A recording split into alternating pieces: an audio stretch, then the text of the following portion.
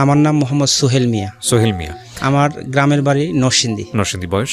বয়স 10/12/1983। 83 সালে আপনার জন্ম। জি। আচ্ছা, তো সোহেল ভাই, আপনি আজকে এখানে এসছেন এবং আমি যতদূর জানি যে আপনি মূলত মালয়েশিয়াতে থাকেন। জি। বাংলাদেশে এসছেন কত বছর বা কদিন যাবত? যে আমি ধরেন এখন আসছি 1 সপ্তাহ হবে। 1 সপ্তাহ। আপনি কি মালয়েশিয়াতে বসে আমার এই অনুষ্ঠানটা শুনতেন নাকি? মালয়েশিয়াতে বসে। কিভাবে? ইউটিউবের মাধ্যমে? ইউটিউবের মাধ্যমে। আচ্ছা, তো ওখানে বসে আপনি ঠিক করেছিলেন যে বাংলাদেশে এসে আপনি গল্পটা বলবেন? জি জি। ওকে। প্রিয় শ্রোতা, আমি জানি দেশের বাইরে থেকে অসংখ্য মানুষ এই অনুষ্ঠানটি শোনেন এবং শুধু মালয়েশিয়া না, মধ্যপ্রাচ্যের অনেক দেশের এই অনুষ্ঠানের অনেক বড় বড় ভক্ত আছেন। তো আজকে এই ভাইটির গল্পটা হয়তো আমাদের পুরো বিদেশ বিভূতিকে অন্যভাবে একটু হলেও চেনাবে। তো চলুন শুরু করুন সোহেল ভাই, আপনি যেখান থেকে বলতে চান। আমার দেশের বাড়ি তো নরসিংদী, রায়পুরা থানায়। আচ্ছা। এবং ঢাকা টু সিলেটের রাস্তায় মরজাল বাস স্ট্যান্ডের কাছে আমার বাড়ি। আচ্ছা। ঢাকা টু বেলাবর মরজাল, ঢাকা টু সিলেট যাইতে মরজাল বাস স্ট্যান্ড, যে বাস স্ট্যান্ড থেকে বেলাবর যাইতে যে রাস্তাটা 1 কিলোমিটার পরে আমার বাড়ি। ঠিক আছে। আমরা নারায়ণগঞ্জে বসবাস করতাম। আচ্ছা। নারায়ণগঞ্জে আমার আব্বা একটা চাকরি করতো, কিন্তু এর আগে আমার আব্বা একটা ধরেন এই যে ব্যাংকের যে সিকিউরিটি গার্ড আছে না, যে টাকা নিয়ে মানে গার্ড হিসেবে যাইতো এক জায়গা থেকে আরেক জায়গায়, ঢাকা ব্যাংকের থেকে নিয়ে যাইতো, এমন ধরনের একটা চাকরি করতো আমাদের মনোহর দিতে উনি। আচ্ছা। নরসিংদীর মনোহরদী। নরসিংদী মনোহরদী। হঠাৎ এই যে বিচারপতি আব্দুল সাত্তার, যে জিয়াউর রহমান মরে যাওয়ার পরে ওনার আমলে ওনার চাকরিটা উনি স্ট্রাইক করছিল অস্ত্র নিয়ে, যে আমরা বেতন বাড়াইতে হবে। পরে উনি কোনো কারণবশত ও চাকরিটা চলে যায়। তো পরে কিছুদিন কষ্ট করে চলতেছে। ওই সময় আমার বয়স তো একবারে অল্প, মানে ছোট ছিল। কয় ভাই বোন আপনারা? আমরা 5 ভাই, 1 বোন ছিল, মারা গেছে আমার ছোট সময়, 2.5 থেকে 3 বছর সময়। আচ্ছা আচ্ছা। মারা গেছে। আপনার পজিশন? আমার পজিশন 2 নম্বরে, আমি দ্বিতীয় স্থানে আছি। ওকে। জি। তো এখন আমার আব্বা ওই চাকরিটা চলে যাওয়ার পরে অনেক কষ্ট, উনি মাঝে মধ্যে গ্রামে থাকে, শহরে আসে। আয়সা দেখা গেছে মাঝে মধ্যে কোনো কাজ নাই, উনি মাছ বিক্রি করতো, যখন যেটা পাইতো কারণ বাজার থেকে নিয়ে বিভিন্ন মহলায় বিক্রি করতো। তো হঠাৎ করে ওনার আমার মামার এক পরিচিত লোক ছিল, যে আমাদের এলাকায় অনেক আগে উনি একজন এমপি ছিলেন, নাম খুসরো।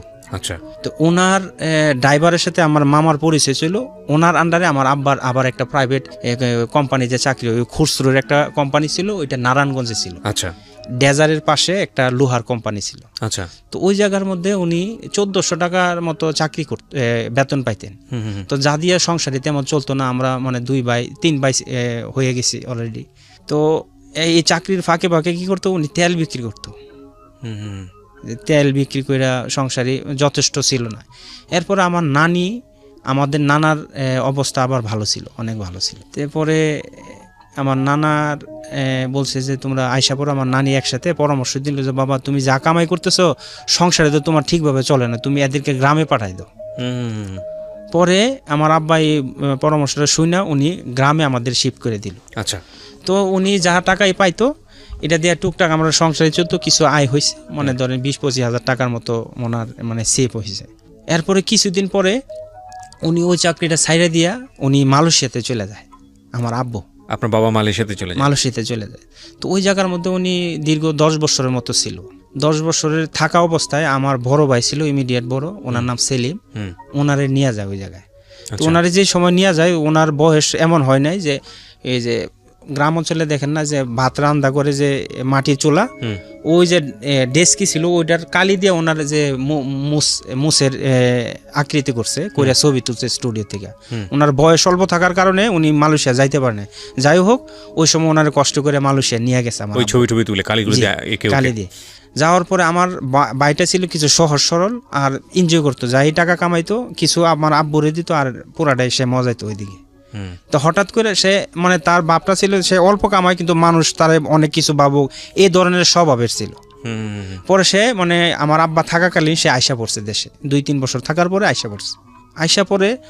আসার পরে বলতেছে যে দেখো আমি বিবাহ করব, এখন তোমরা যদি আমার বিবাহ না করো তো আমি একটা বাজারের মেয়ে ধইরা আমি বিবাহ করে ফেলাম। তো আমার বলতেছে আমার তাড়াতাড়ি বিবাহ করাইতে হবে, আমার বড় ভাই বলতেছে। তো আমার আব্বা ওই সময় মালয়েশিয়ায় ছিল।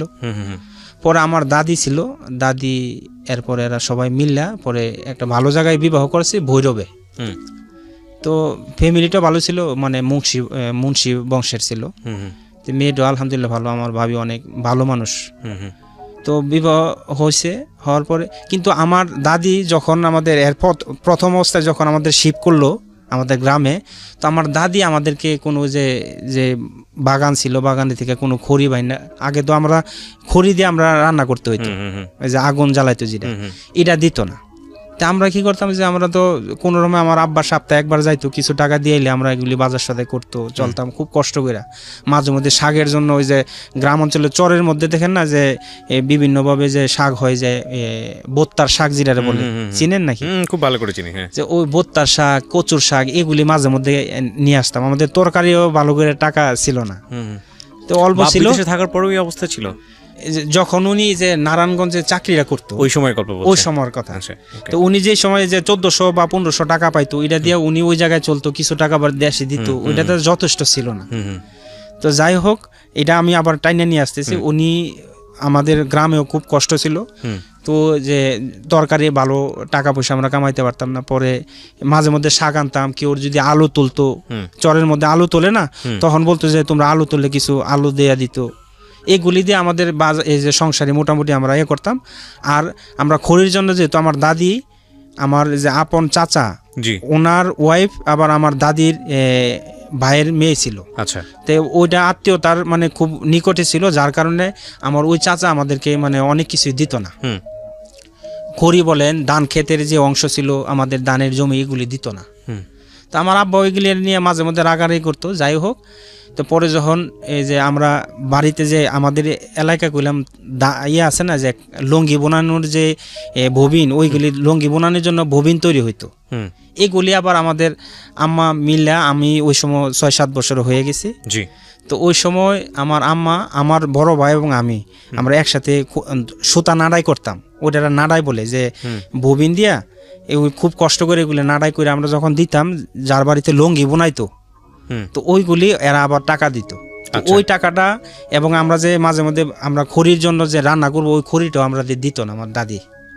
তো আমরা অন্য জায়গা থেকে খড়ি ভাঙে নিতাম, অন্যবার এই যে বাগের, যে আমাদের এইদিকে তো ধরেন কাঁঠাল বাগান, ফলের বাগান অনেক বেশি বেশি, তো ওদিক থেকে আমরা ফিরি ভাঙে নিয়ে যেতাম। যে যেগুলি শুকায় গেছে, এই ধরনের লাকড়ি যেটা বলে, এগুলি ভাঙে নিয়ে আসলে মা করতো। আর দিনের বেলা প্রায় সময় আমরা সুতা নাড়াই করতাম। তো গ্রামের মধ্যে দেখা গেছে টুকটাক মানুষের থাকলে আমরা মানে একটা ভোবো করে ছেলে আছে না, বাদাম্মা ধরনের, এই ধরনের টুকটাক করতাম। কেউর গাছের ফল খাইতাম, করে এইভাবে ছিলাম। তো টুকটাক লেখাপড়া আমি তেমন ভালো করতে পারি না। তো ওই অবস্থায় আমার আব্বা যখন সংসারটা ভালো চলে না, তখন কিছু টাকা যে আমাদের গ্রামে শিফট করার কারণে আমার আব্বা কিছু টাকা সেভ করতে পারছে, ওইটার লগে মিলাইয়া উনি মালয়েশিয়াতে চলে যায়। তো যে 9-এ পড়ি, তখন আমি কি করছি, তারা দুইজন করে আমাদের অবস্থাটা কিছু পরিবর্তন হইল। যে এরা মানে দুইজনে টাকা দেয়, এবং আমার ওই জায়গা থেকে জামা টামা পাঠাতেও ভালো মানে ছিলাম। এবং আমার আম্মার কাছ থেকে আমি লেখাপড়ার নাম কইরা, যেমন খেলার চাঁদা এবং আদার চাঁদ, দুইটা করলাম একটাই, ওইটা টাকা করে আমি টাকা নিতাম, নিয়ে এসে আমি স্কুলে মানে যাইতাম না। তো বিভিন্নভাবে মার কাছে প্রাইভেটের টাকা বইলা নিতাম, কিন্তু আমি প্রাইভেট কোনো কিছু পড়তাম না। তো যাই হোক, আমিও কিছু টাকা এইভাবে মজাইতেছি। এবং মানে বাদাইমা ধরনের গ্রামের ছেলেগুলি আছে না, যেমন আমার শরীরের জামা খুব পরিষ্কার থাকতো, মানে চুল কাটানোর জন্য আমাদের গ্রাম থেকে ভৈরবে চলে যাইতাম, মানে অন্য ধরনের একটা মডার্ন। আমার তো পিছনে আর কোনো টান নাই, এখন এরা টাকা পাঠায়, আমরা মাসে খাই, এবং চাউল টাউল এগুলির জন্য কোনো অভাবে নাই। তো যার কারণে আমি এক সময় দেখেছি, যেমন যে সালমান স্যার আমল, যে সময় সালমান খান খুব টফে ছিল, ওই সময় জিন্সের প্যান্টের কলম একটা যুগ ছিল, জিন্সের প্যান্ট, জিন্সের শার্ট, এগুলি ঢাকা থেকে কিনা নিয়ে যেতাম আমি। কিনা ধরেন একবারে মাথা টাক কইরা, এই যে মানে মাথার মধ্যে সরিষার তেল লাগাইতাম, এবং আমার বাড়ি থেকে মরজাল মাঝে মধ্যে আমার এই যে নানার বাড়ি, এদিক দিয়ে হাইটা যাইতাম, এবং হিল শু আছে না, যেগুলি যে পিছনে সেল লাগানো ছিল, খটখট আওয়াজ হইতো, এগুলি পরে যেতাম। তো মানে আমার বন্ধু বান্ধব যারা ছিল ভালো ছাত্র, এরা সকালে 9টার সময় স্কুলে যেত, আর আমি কি করতাম 11টা-12টার দিকে স্কুলে যেতাম। এবং স্যারেরা কোনো সময় আমার চিন্তা না যে আমি ছাত্র কেমন, এবং আমি কোনো সময় দেখা গেছে যে স্কুলের মধ্যে পাশ করতে পারতাম না। আমার 4-5 সাবজেক্ট সবসময় ফেল থাকতো। তো আমার ছিল, আমি ধরেন যে যখন যারা পাস করার পরে কিছু ব্যালেন্স থাকে না, তখন টাকা দিয়ে আবার যে 6 থেকে 7 উঠা যায়, আবার 7 থেকে 8 উঠা যায়, এই কাজগুলি করতাম। এবং ওই ভর্তি হওয়ার সময় কম্পিটিশন করতাম, যারা খারাপ ছাত্র ছিল, মানে কার রোলটা আগে হয়, যেমন কেউ 24 পর্যন্ত পাস করছে, 24-এর পর 25 স্থানটা আমি নেওয়ার জন্য এইগুলি কম্পিটিশন করে দেখেছে 25-এর পরে 25, 26, 28 এই ধরনের ভিতরে রোলটা নিতাম। তো মানে বাড়িতে হেরা জানতো আমি পাস করছি, কিন্তু রুলটা আমার থাকতো এদিকে না। ওকে। তো যাই হোক, মানে আমি ওই জায়গার মধ্যে ইয়ে করলাম। তো হঠাৎ করে দেখতো স্যারেরা যে একটা ছেলে ব্যতিক্রম, তার মাথা টাক থাকতো এবং জিন্সের প্যান্ট স্কিন ওলাগুলি থাকতো। করতেন কেন? এটা স্টাইল আমার, মানে মানুষ যাতে ভয় পায়। এবং আমি কিছু রাগী ধরনের ছিলাম, যে আমার চেয়ে যে কিছু মডার্ন থাকতো তার সাথে আমি অযথায় ঝগড়া করে তার সাথে মাইট করতাম। এবং আমার প্রভাবটা ছিল আমার বাড়ি এবং আমার নানার বাড়ি এবং স্কুলটা, মাঝে আমার নানার বাড়ি এবং স্কুলটা। তো আমার বাড়ি থেকে আমার নানার বাড়ির দূরত্ব 3 কিলোমিটার। এর ভিতরে সবাই আমার চিনতো, যে নানার বাড়ির লোকেরা চিনতো যে এটা যে আমার মামার প্রভাবের কারণে এরা চিনতো যে দিলু মজনুর ভাগিনা, এবং আবার যে আমার এলাকার মানুষ চিনতো যে এই এলাকার। তো অনেক একটা পরিচিতি ছিল, প্রায় 3-4 কিলোমিটারের ভিতরে আমার সবাই চিনতো। আচ্ছা আচ্ছা। এবং এটা আপনার খুব ভালো লাগতো? ভালো লাগতো। এবং দেখেছে আমার তো যে মনে একটু অন্য ধরনের, যেমন আমার তো একটু স্টাইলিশ, তার সাথে অযথায় ঝগড়া করে করতাম। তো স্যারেরা এগুলি অনেক সময় এগুলি নিয়ে মানে করতো। এবং আমি সবার চেয়ে খারাপ ছাত্র ছিলাম, আমার তেমন মানে রুল, আমি সবসময় ভর্তি হইতাম কিন্তু পাস করতে পারতাম না। তো হঠাৎ আমি একদিন করতেছি, পরে আমি একটা মেয়েরে বলছি যে দেখো আমি তোমারে প্রেম করব। তা মেয়েটা ভয় পাইতেছে, আসলে ছেলেটা উগ্র, যদি না করি কিভাবে। পরে বলছে যে আমি তোমার পরে জানাম। ক্লাসমেট। হঠাৎ করে একদিন মেয়েটা না করে দিল আমারে, যে আমি তোমার সাথে প্রেম করতে পারবো না। তো হঠাৎ একদিন, ওই সময় আমার আব্বা এবং আমার ভাই বিদেশ থাকতো, ওই সময় টাকা যা আসতো আমার মার কাছ থেকে আমি নিতাম। তো টাকার গরমটা ছিল টুকটাক অল্প সময় আমার ছিল। তো ওই মহিলা, এই মেয়েটা তখন না করে দিল। তো হঠাৎ করে একদিন আমার এক বন্ধু, সে ওই মেয়েটার প্রেম করতো, কিন্তু মনে মনে করতো, কিন্তু আমার সাথে প্রকাশ করতো না। ওই মেয়েটার সাথে আমাদের প্রাইমারি স্কুলে সে এই যে একটা অনুষ্ঠানে যায়, যে বার্ষিক একটা অনুষ্ঠান, না সঙ্গীত অনুষ্ঠান, আমার বাড়ির পাশ দিয়ে যায়। তখন বলতেছে সোহেলের বাড়ি না বলে জিরাহিতে, তো এর বাড়িটা দেখবো। তো দেখার পরে দেখতেছে আমার মাটির ঘর, আমাদের অঞ্চলে ঐতিহ্যবাহী মানে ছিল আগে মাটির ঘর। তো ওই মেয়েটা যে বলতেছে যে এই ছেলে মানে মাটির ঘর, এই সেই, মানে এরা তো অনেক গরিব। তো ওই সময় টাকা ছিল আমাদের, কিন্তু এই যে তেমনটা পরিবেশ ছিল না বাড়ির। একটা ঘর, আমি, আমার মা এবং আমার ছোট 2 ভাই একই মানে ঘরে থাকতাম। তো এই ছেলেটা আবার আমার কাছে এসে বলছে যে দেখো মেয়ে তো তোমার অনেক ইনসাল্ট করছে, যে বলতেছে তোমরা গরিব মানুষ, তোমাদের একটা ঘর, এই সেই। পরে আমি গিয়ে মেয়েরে জিজ্ঞাসা করছি, দেখো তুমি এই কথাগুলি যে বলছো এটা সত্য বলো নাই, তোমার এই মুহূর্তে আমি কিনতে পারবো, আমার কাছে এত টাকা আছে। তা যাই হোক, যে মানে ওই সময় ক্রেডিট বজায় থেকে যা বলা হয় আমি সবই বলছি। তো পরে আস্তে আস্তে এই মেয়েটার আমি কইছি না, আমি যে কোনো মূল্যে এই মেয়েটা প্রেম করবো। মানে ওই সময় উগ্রহী। আর আরেকটা মেয়ে ছিল সায়েন্সের রুল 3। তো আমাদের ধরেন আমরা এমন ধরনের ছিলাম যে আমাদের কেউ পছন্দ করতো না, কিন্তু বয়ে অনেক সময় হাই হেলো এগুলি বলতো। তা আমার এক বন্ধু, তার নাম কামরুল হাসান, সে বলতো যে আমি কিছু পরামর্শ, আমি কিছু বোকা টাইপেরও ছিলাম, গোয়ার টাইপের মানুষ আছেন এই ধরনের। তা আমি বলছি আমি এই মেয়েটার প্রেম করবো। দেখ প্রেম করতে হইলে আগে তুই এর কাঠ বিলি কর। পরে আমি কিছু দেখ এই মেয়েটা তো কালো, এর কি ফুল দেওয়া যায়। পরে বলতেছে তুই এই যে ওই সময় যে কাঠ বিলি করে না, তখন আমি তারে একটা এই যে কালো গোলাপ দিলাম না লাল গোলাপ দিলাম, এভাবে কয়েকজনের দিলাম। পরে মেয়েটা ভাবতেছে যে আমি তার সাথে প্রেম করবো, কিন্তু কথাবার্তা খুব ভালো হয়। ফাঁকিতে এই মেয়েটা আমার না কইরা দেয়। তো আমি ধরেন ওই সময় ধরেন যে মানুষ যে খারাপ ধরনের, হয়তোবা আমি গাঁজা মদ এগুলি খাই নাই, কিন্তু যে হিন্দুদের যে কীর্তন আছে ওইগুলির মধ্যে গান বাজনা করতাম, মানে উগ্র টাইপের। কিন্তু বন্ধু বান্ধব অনেকে অনেক নেশা করতো, কিন্তু আমি করি নাই। তো হঠাৎ করে এই মেয়েটা না করে দেওয়ার পরে আমার ভিতরে হ্যাঁ আমার এই পর্যন্ত এই মেয়েটা না করে দিল, এরে যেভাবে প্রেম করা যায়। পরে হঠাৎ মানে আস্তে আস্তে আস্তে আস্তে আমি তারে সিডি ক্যাসেট দিলাম, মনির খানের, উজ্জ্বলের, এগুলি অনেক ক্যাসেট দিয়ে সেটা আস্তে আস্তে মেয়েটা আমার মানে ইয়াতে পড়ে। তো ওই সময় আমি মানে মাত্র 9-এ পড়তেছি। তা 9-এ পড়লেও সবসময় যে স্যারেরা খুব মাইট দেয়, যেমন আমাদের একজন স্যার ছিল সাউথ স্যার, একজন আরো কয়েকজন হাকি স্যার ছিল, বসির মাস্টার, এই ধরনের 4-5 জন স্যার ছিল। এরা অনেক মারতো, ব্যাট নিয়ে অনেক মার দিত। তা যার কারণে যেগুলি কঠিন সাবজেক্ট যেগুলি আমি পারিনি, এগুলি পিছনের দরজার পিছনে আমি বসতাম। যখন দেখতাম সামনে থেকে মাইট দিয়া সিরিয়ালে আসতেছে, আমি পিছনে দরজা দিয়ে পালিয়ে যেতাম। ওকে, তো ওই জিনিসগুলো হইতো। তা আমি ধরেন স্কুলে এই রকমের চলতেছে, আর পাস করার সময় তো আমাদের কোনো সিরিয়ালে থাকতো না, ফেল করার সিরিয়ালে থাকতাম। আমার বন্ধু ছিল একজন, এই যে কামরুল হাসান বললাম, সে সারা রাত পড়তো এবং তার সাথে অনেক সময় আমি গিয়ে পড়তাম, কিন্তু আমি কিছুক্ষণ পড়ে আমি ঘুমাই যেতাম। আর আমারে করতো যে তুই কিছুক্ষণ, আমি পড়া ঘুমাই যেতাম, আমার এগুলিরই ছিল না। তো যাই হোক, সে তো এখন একটা প্রাইমারি স্কুলের মাস্টার। যাই হোক, আপনার গল্পটা আমরা সামনের দিকে আগাই, তার গল্প নাই বা বললাম। তো পরে সে এখন করতেছে, আমি করি না, আমি কইছি যে ভাই আমি অনেক বড় লোক হম। ক্লাস 9-এ থাকতে কি উপলব্ধিটা আসছে, নাকি আরো পরে গিয়ে যে অনেক বড় হব? এই যে এটা পরে গিয়ে হয়েছে, কিন্তু মাঝে মধ্যে এগুলি বলতাম তাদের কাছে যে আমি হয়তো বা যে খাগড়াছড়ি একটা বড় বাগান কিনবো, ওইটার মধ্যে যে ক্রিম তৈরি করবো, হ্যানোলাক্স ক্রিমের মতো কিছু ক্রিম থাকবে, এগুলি তৈরি করবো, আর অন্য প্রোডাক্ট তৈরি করবো। এগুলির আমার মাঝে মধ্যে আজগবির কিছু চিন্তা করছে। আর এরা হাসতো। আমি বলছি আমার 1 ট্রাক টাকা থাকবে, ট্রাকে বলে আমার টাকা নিতে হবে, এইগুলি থাকবে আমার, এই জিনিসগুলির মধ্যে। আর এরা হাসতো যে তুই লেখাপড়ায় পড়াস না, তুই এগুলি কীভাবে করবি? তো মাঝে মধ্যে এই আজগবি চিন্তা ভাবনাগুলি হইতো। তারপরে হঠাৎ করে এই মেয়েটা যখন না করে দিল, তখন আমি 9-এ উঠবো। তা আমি টেস্টের আগে এই জিনিসগুলি, একটা অনুষ্ঠান হয় না, বাৎসরিক অনুষ্ঠান, সঙ্গীত অনুষ্ঠান, ওইটার মধ্যে এই যেভাবে আমার কার্যক্রম চলতেছে, তো হঠাৎ করে যে আমি ধরেন আমি একটা কৌতুকের অনুষ্ঠান করব। তো ওই বিচিত্র অনুষ্ঠানের মধ্যে দেখা গেছে যে অনেক বহিরাগত ছেলেরা এসে আমাদের স্কুলের মেয়েদেরকে অনেক করে, দেখতেছি যে এক মেয়ে ছেলে একসাথে কথাবার্তা বলে, এগুলি আমার পছন্দ হয় না।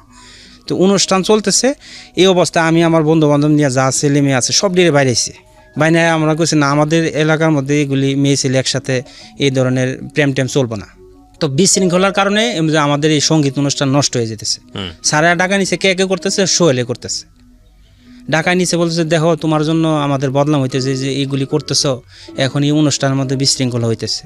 পরে আমি বলছি স্যার আমার একটা কৌতুক অনুষ্ঠান, এটা আমার সাথে একজন বহিরাগত ছেলে, সে পল্লী বিদ্যুতে চাকরি করে, আমাদের এলাকায় পল্লী বিদ্যুৎ আছে, সে কৌতুক অনুষ্ঠান অনেক, আমরা 1 মাস রিহার্সাল দিয়ে ওইটা করব।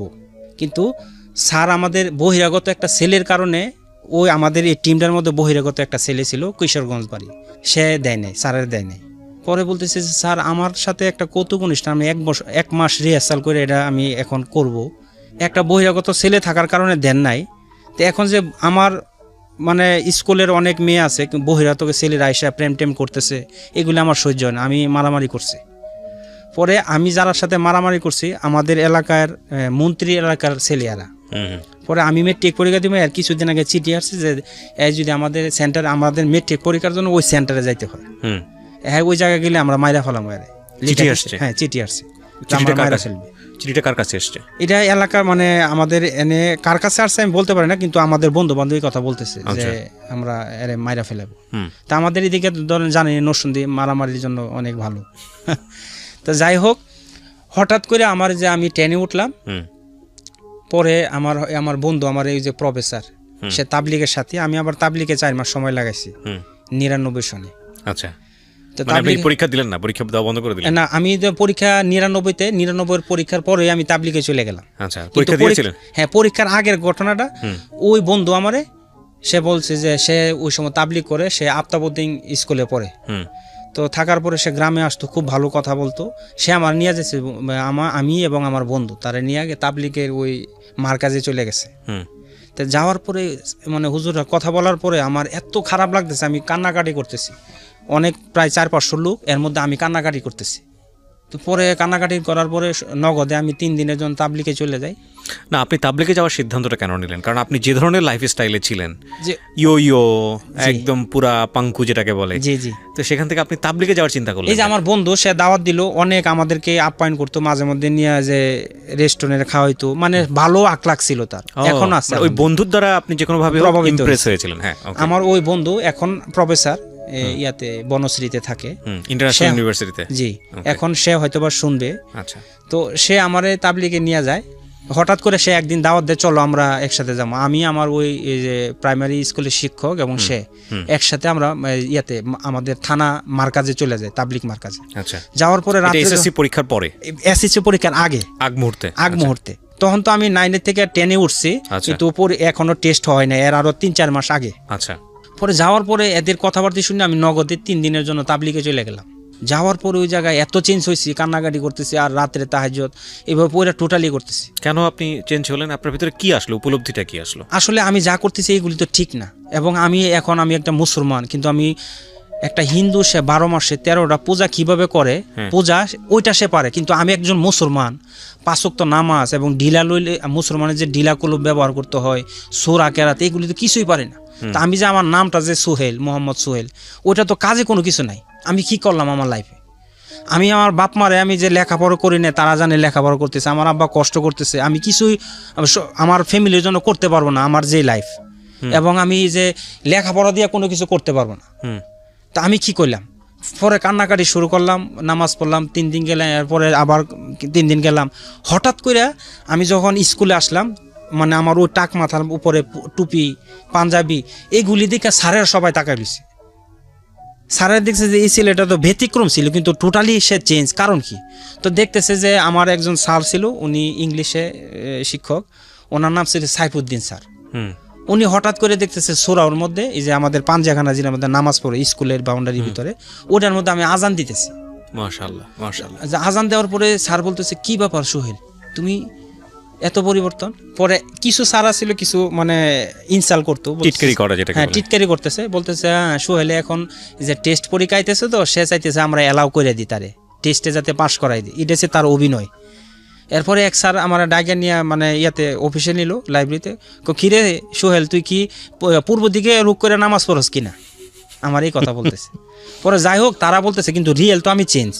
পরে কান্নাকাটি করতেছি, আমি নামাজ পড়ি, রাত্রে তাহাজ্জুদ পড়ি, মার যাতে ডিস্টার্ব না হয়। আমার যে উঠান ছিল, রাত্রে এই যে নামাজের বিছনা নিয়ে আমি উঠানের মধ্যে নামাজ পড়ি, তাহাজ্জুদ পড়ে কান্নাকাটি করে, আল্লাহ আমার তুমি চেঞ্জ করে দাও। তখন মেট্রিকের এই যে টেস্টের মানে 3-4 মাস আগে আমি রুটিন বলেন এবং যে সাবজেক্টগুলির কোনো ধারণই আমার নাই, পুরো টোটালি আমি একবারে ব্যতিক্রম। পরে ভাবতেছি আমি ইংলিশ পারি না, অঙ্ক পারি না, কোনো সাবজেক্টে ভালো করে পারি না। তো আমার যে এই যে গ্যাপগুলি ছিল, আমি একদিনে দেখেছি যে আমার আজকে 1-এর সাবজেক্ট ইংলিশটা আমি শেষ করলাম, আমার ওইগুলিও পড়তেছি। এরপরের দিন 2, এরপরের দিন 3, এরপরের দিন 4, এইভাবে 5 পর্যন্ত আমার যে ইংলিশের যে গ্যাপটা ছিল ওইটা আমি ফিল আপ করে ফেলাই। করার পরে আমি মানে দোয়া করছি, আল্লাহ তুমি আমার পাস করাই দাও, আমি ভালো করে যাতে ইয়ে করতে পারি। আমি অনেক পড়লাম। পরে ওই মেয়েটা যে আমার না করছিল, যে এটা ছিল আর্টসের মধ্যে, সে মানে ফার্স্ট মানে 1 নাম্বার ছিল। তো ওই মেয়েটা যখন আমার না করলো, আমি প্রতিজ্ঞা করছি যে এই মেয়ে থেকে আমি 1 নাম্বার হলে যাতে আমি মাইটিকে ভালো পারি। পরে আমি এমন ইয়া করলাম, পরে করার পরে আলহামদুলিল্লাহ আমি যে স্যারেরও টিটকারি করলো, যাই হোক আমি টেস্টে অ্যালাউ হয়ে গেলাম।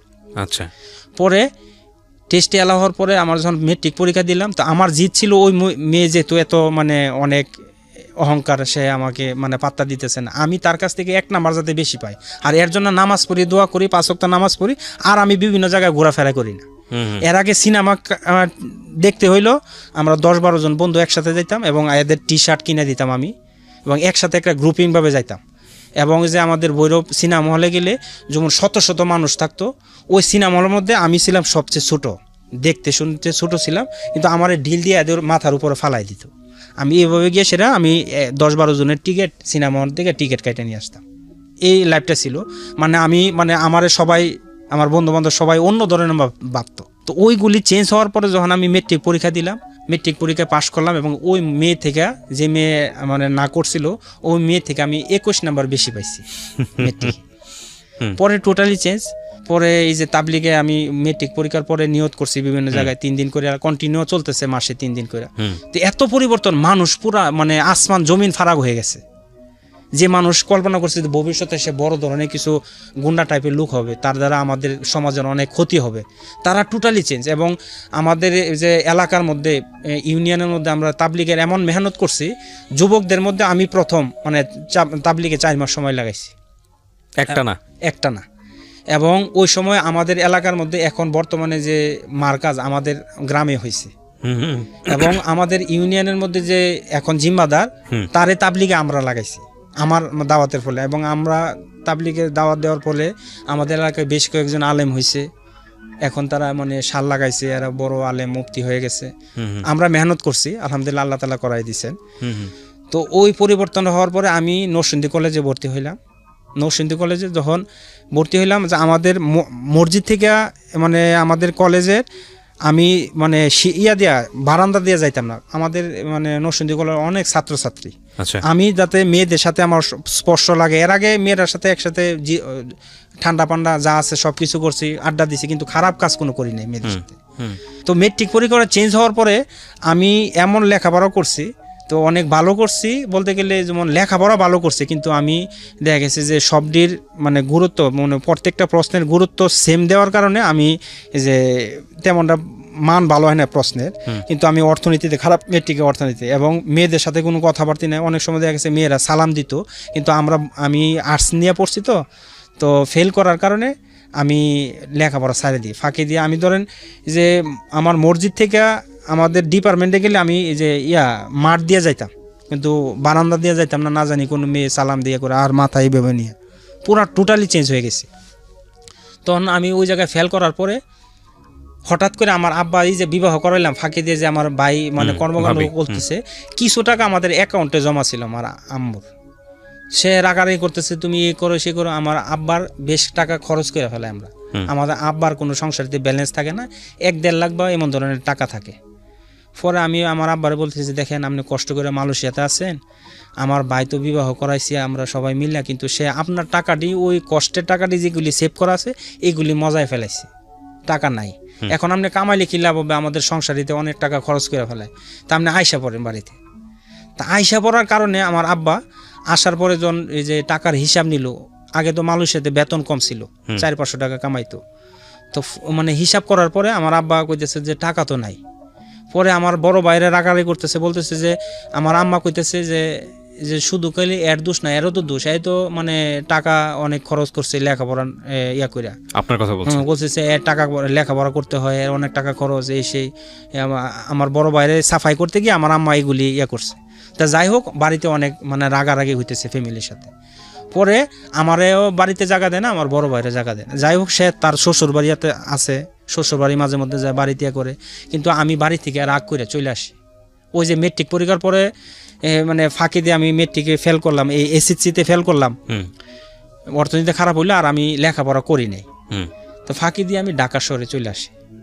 ঢাকা শহরে ওই যে শনি আকরা আছে না, বর্ণমালা স্কুলের পিছনে, ওই জায়গায় আইসা পড়ি। তা আসার পরে তো আমার খুব কষ্ট করে দিন যাইতেছে। আমি ধরেন এর আগে যে ওই স্কুলের এই যে বর্ণমালা স্কুলের যে গাড়ির একটা কোম্পানি ছিল, এর আগে আমার এক বন্ধুর সাথে পরিচয়, আমি গিয়া বলতেছি নিউ মার্কেট ভাই আমার কাজে নিবেন, তো বলতেছে কাজে নেবেন। আরেকজন বলতেছে কাজে নিমো, তুমি এই যে আমার বাসাতে থাকবা, ওই জায়গা থেকে রান্না বান্না কইরা তুমি দুপুরে আমার নিউ মার্কেট যে ফুটপাতে ব্যবসা করে এখানে নিয়ে আসবা। এই কথা ওই লোকে বলতেছে। তো ফুটপাতে নিয়ে আনবো, আমি কইছি আমি পারবো। তো উনি যে এই যে একদম 110, 120 এই ধরনের ডাক কয়, এগুলি পারবা কিনা, আমি কইছি আমি পারবো। তো কিছুদিন যাওয়ার পর দেখলাম উনি মানে 1-2 দিনের ভিতরে উনি ভাত রান্না মানে এটুজের ওই জায়গায় কাম করার পরও আমার এখানে খাটাইবো নিউ মার্কেটে। তো আমি 2 দিন পর আমি কিছু না, আমি এটা করবো না। পরে ওই জায়গার এক বন্ধুর মাধ্যমে, ট্যাক্সির ড্রাইভার, এর মাধ্যমে আমি যে শনি আকরা আসি। আচ্ছা। তো শনি আকরা আমি আসার পরে আমার মানুষের সাথে ভালো ব্যবহার করে, দেখতেছে দাড়ি টুপি আছে, আছে, তো একদম করতেছে আপনি এখানে কাজ করেন। তা যাই হোক, আমি এদের সাথে একটু রান্না বান্না করি, যে অফিসের যে স্টাফ এদের সাথে রান্না করে বসদেরকে খাওয়াইতো, এদের সাথে আমি কাটাকুটি করতাম ফাঁকি দিয়া। পরে দেখতেছে নামাজ পড়তেছে অনেকে, মানে অফিস স্টাফেরা ভালো মনে করতেছে। যাই হোক, পরে একটা লোক ছিল, সে যে 250 গাড়ি ছিল, আগে কালো গাড়িগুলি ছিল না, ট্যাক্সি ক্যাবের গাড়ি, ওইটার মানে ফিল্ড সুপারভাইজার তার কোনো কারণবশত বসেরা বাইর করে দিছে। আচ্ছা। পরে ভাবতেছে এই ছেলেটা যেহেতু ভালো, সে আমাদের একটু রান্না বান্না করে দেয়, আমার এক বন্ধুর সাথে আমি রান্না করে খাওয়াই, এবং সে অফিস স্টাফ, কিন্তু আমি কিছু না, আমার ওই লোকটা একটু হেল্প করছে যে তার সাথে আমি থাকতে পারি। তো মানে রান্না করে আমি এর সাথে রান্না করি। যাই হোক, বসের নজরেও পড়ছে। পড়ার পরে কইতেছে দেখো তুমি কি চাকরি করবা, আমি কিছু হ্যাঁ করবো। তাহলে তুমি এসে ফিল্ড সুপারভাইজার, যে এখানে 250 ড্রাইভার এরা তো ধরেন বিভিন্ন শহরে বিভিন্ন অন্যায়ের কারণে সার্জেন্টে কেস দেয় না, কেউ লাইসেন্স নাই, কেউ রং পার্কিং এসব কেস দেয়, তুমি ওইগুলি ভাঙাইবা আমারে বলতেছে উনি। তো আমি কি করি যে রাত্রে আমি গাড়ি ওয়াশ করি ওই ওয়ার্কশপে, এবং যে দিনের বেলা ইয়া করি গাড়ি ওয়ার্কশপ করি, গাড়ি ক্লিন করি। পরে এরা 10 টাকা করে। কি গাড়ি এগুলা? এগুলি ট্যাক্সিকে। আচ্ছা। ওই যে সুজুকি মারুতি গাড়িগুলি ছিল না, কত সালের গল্প এটা? 2002 সাল। আচ্ছা, 17 বছর আগে। 17। যে ওই সময় আমি বাড়ি থেকে যে মেট্রিক পরীক্ষার পরে এসএসসি ফেল করার পরে আইসা পড়লাম ঢাকায়। পরে আমি গাড়ি ইয়ে করতেছি, হঠাৎ করে গাড়ি রাত্রে কিন্তু কাজ নাই আমার, আমি ওই চাকরি ছিল না, কিন্তু গাড়ি ওয়াশ করি এবং দেখতেছি যে ওই মেসেজ মাঝে মধ্যে বসেরা নিয়ে খাবার দেই। পরে উনি বলতেছে এই যে লোকটা যেহেতু গেছে এর এই কাজে দাও। পরে যাই হোক টুকটাক আমি রাত্রে হয়েছে আমার কাজ হয়েছে, যখন কোনো ড্রাইভার ওই গ্যারেজে গাড়ি ঢুকায় তখন তার 5টা কাগজ চেক করি, টেস্ট টোকেন, এরপর রুট পারমিট, এগুলি 5টা কাগজ আছে কিনা। যদি না থাকে তো সার্জেনে যদি রাখা দেয় তো একটা কেস স্লিপ দিয়ে দেয়, ওইটা চেক করলে ওই মানে লোকের যে ড্রাইভার তার জামানত আছে 3000 বা 5000 টাকা, ওইখান থেকে কেটে নেন। ওই জায়গা থেকে যদি সে ওই তারিখ অনুযায়ী যেমন 30 তারিখের ভিতরে কেসটার টাকাটা দিতে হবে, যদি সে না দেয় তার ওই যে ডাউন পেমেন্ট থেকে আমরা কাইটা দিই, এভাবে করি। তো আমি দেখা গেছে ওই লোকটা যাওয়ার পরে যেমন ডেলি এবার আছে 250 ড্রাইভার, এর মধ্যে দেখা গেছে 10-12টা কেস তো মান্থলি প্রত্যেক দিনই পড়ে সিরিয়াল। কেননা 200-250-র মধ্যে 20-25টা তো প্রত্যেক দিনে কেস খাইতেছে বিভিন্ন অন্যায়ের কারণে, রং পার্কিং এসব জিনিসের কারণে, ড্রাইভিং লাইসেন্স নাই বা মানে লাইসেন্সটা 1 নাম্বার নাই, এইসব বিভিন্ন কারণে। তো ডেলি অ্যাভারেজে 10-12টা কেস আমার ভাঙাইতে হয়। ভাঙানির জন্য শান্তিনগর থানা আছে না, ওইটায় যাইতে হয়, এরপরে সদরঘাট কোর্টে যাই, মোহাম্মদপুর থানায় যাই, এরপরে গাজীপুর কোর্টে যাইতে হয়। এই কাজগুলি আমি করতাম, বিভিন্ন এই যে কেস স্লিপগুলি নিয়ে আমি ওই যে সার্জেন্টের অফিসে গিয়ে কেসটা ভাঙাইতাম। তো হঠাৎ করে যে আমারে বলতেছে, আমি বেতন পাইতাম 3000 না 2500 টাকা ওই যে কোম্পানিতে। তো সার্জেনে বলতেছে এই বাবা তুমি আসো এদিকে, তুমি ডেলি কেস স্লিপ নিয়ে আসো, তুমি কি চাকরি করো? আমি হ্যাঁ, আমি ইউনাইটেড ক্যাব লিমিটেড একটা কোম্পানি আছে ওইটাতে চাকরি করি। পরে এই কেস স্লিপটি তুমি আমার কাছে নিয়ে আসো, আমি তোমার এটি ডিসকাউন্টে বাঙাই দেবো। পরে আমি কিছু যে দেখেন যে একটা হলুদ সার্জেন্ট যদি কেস করে, তো একটা কেস মানে 600 টাকার কেস, যে 140 দ্বারায় ড্রাইভিং লাইসেন্সের কারণে 250 টাকার একটা কেস হইতো আগে, কিন্তু হলুদ জার্সি পরা যে মানে ইয়াগুলি ইন্সপেক্টর এরা কেস দিলে এটা 500 টাকা হয়ে যায়।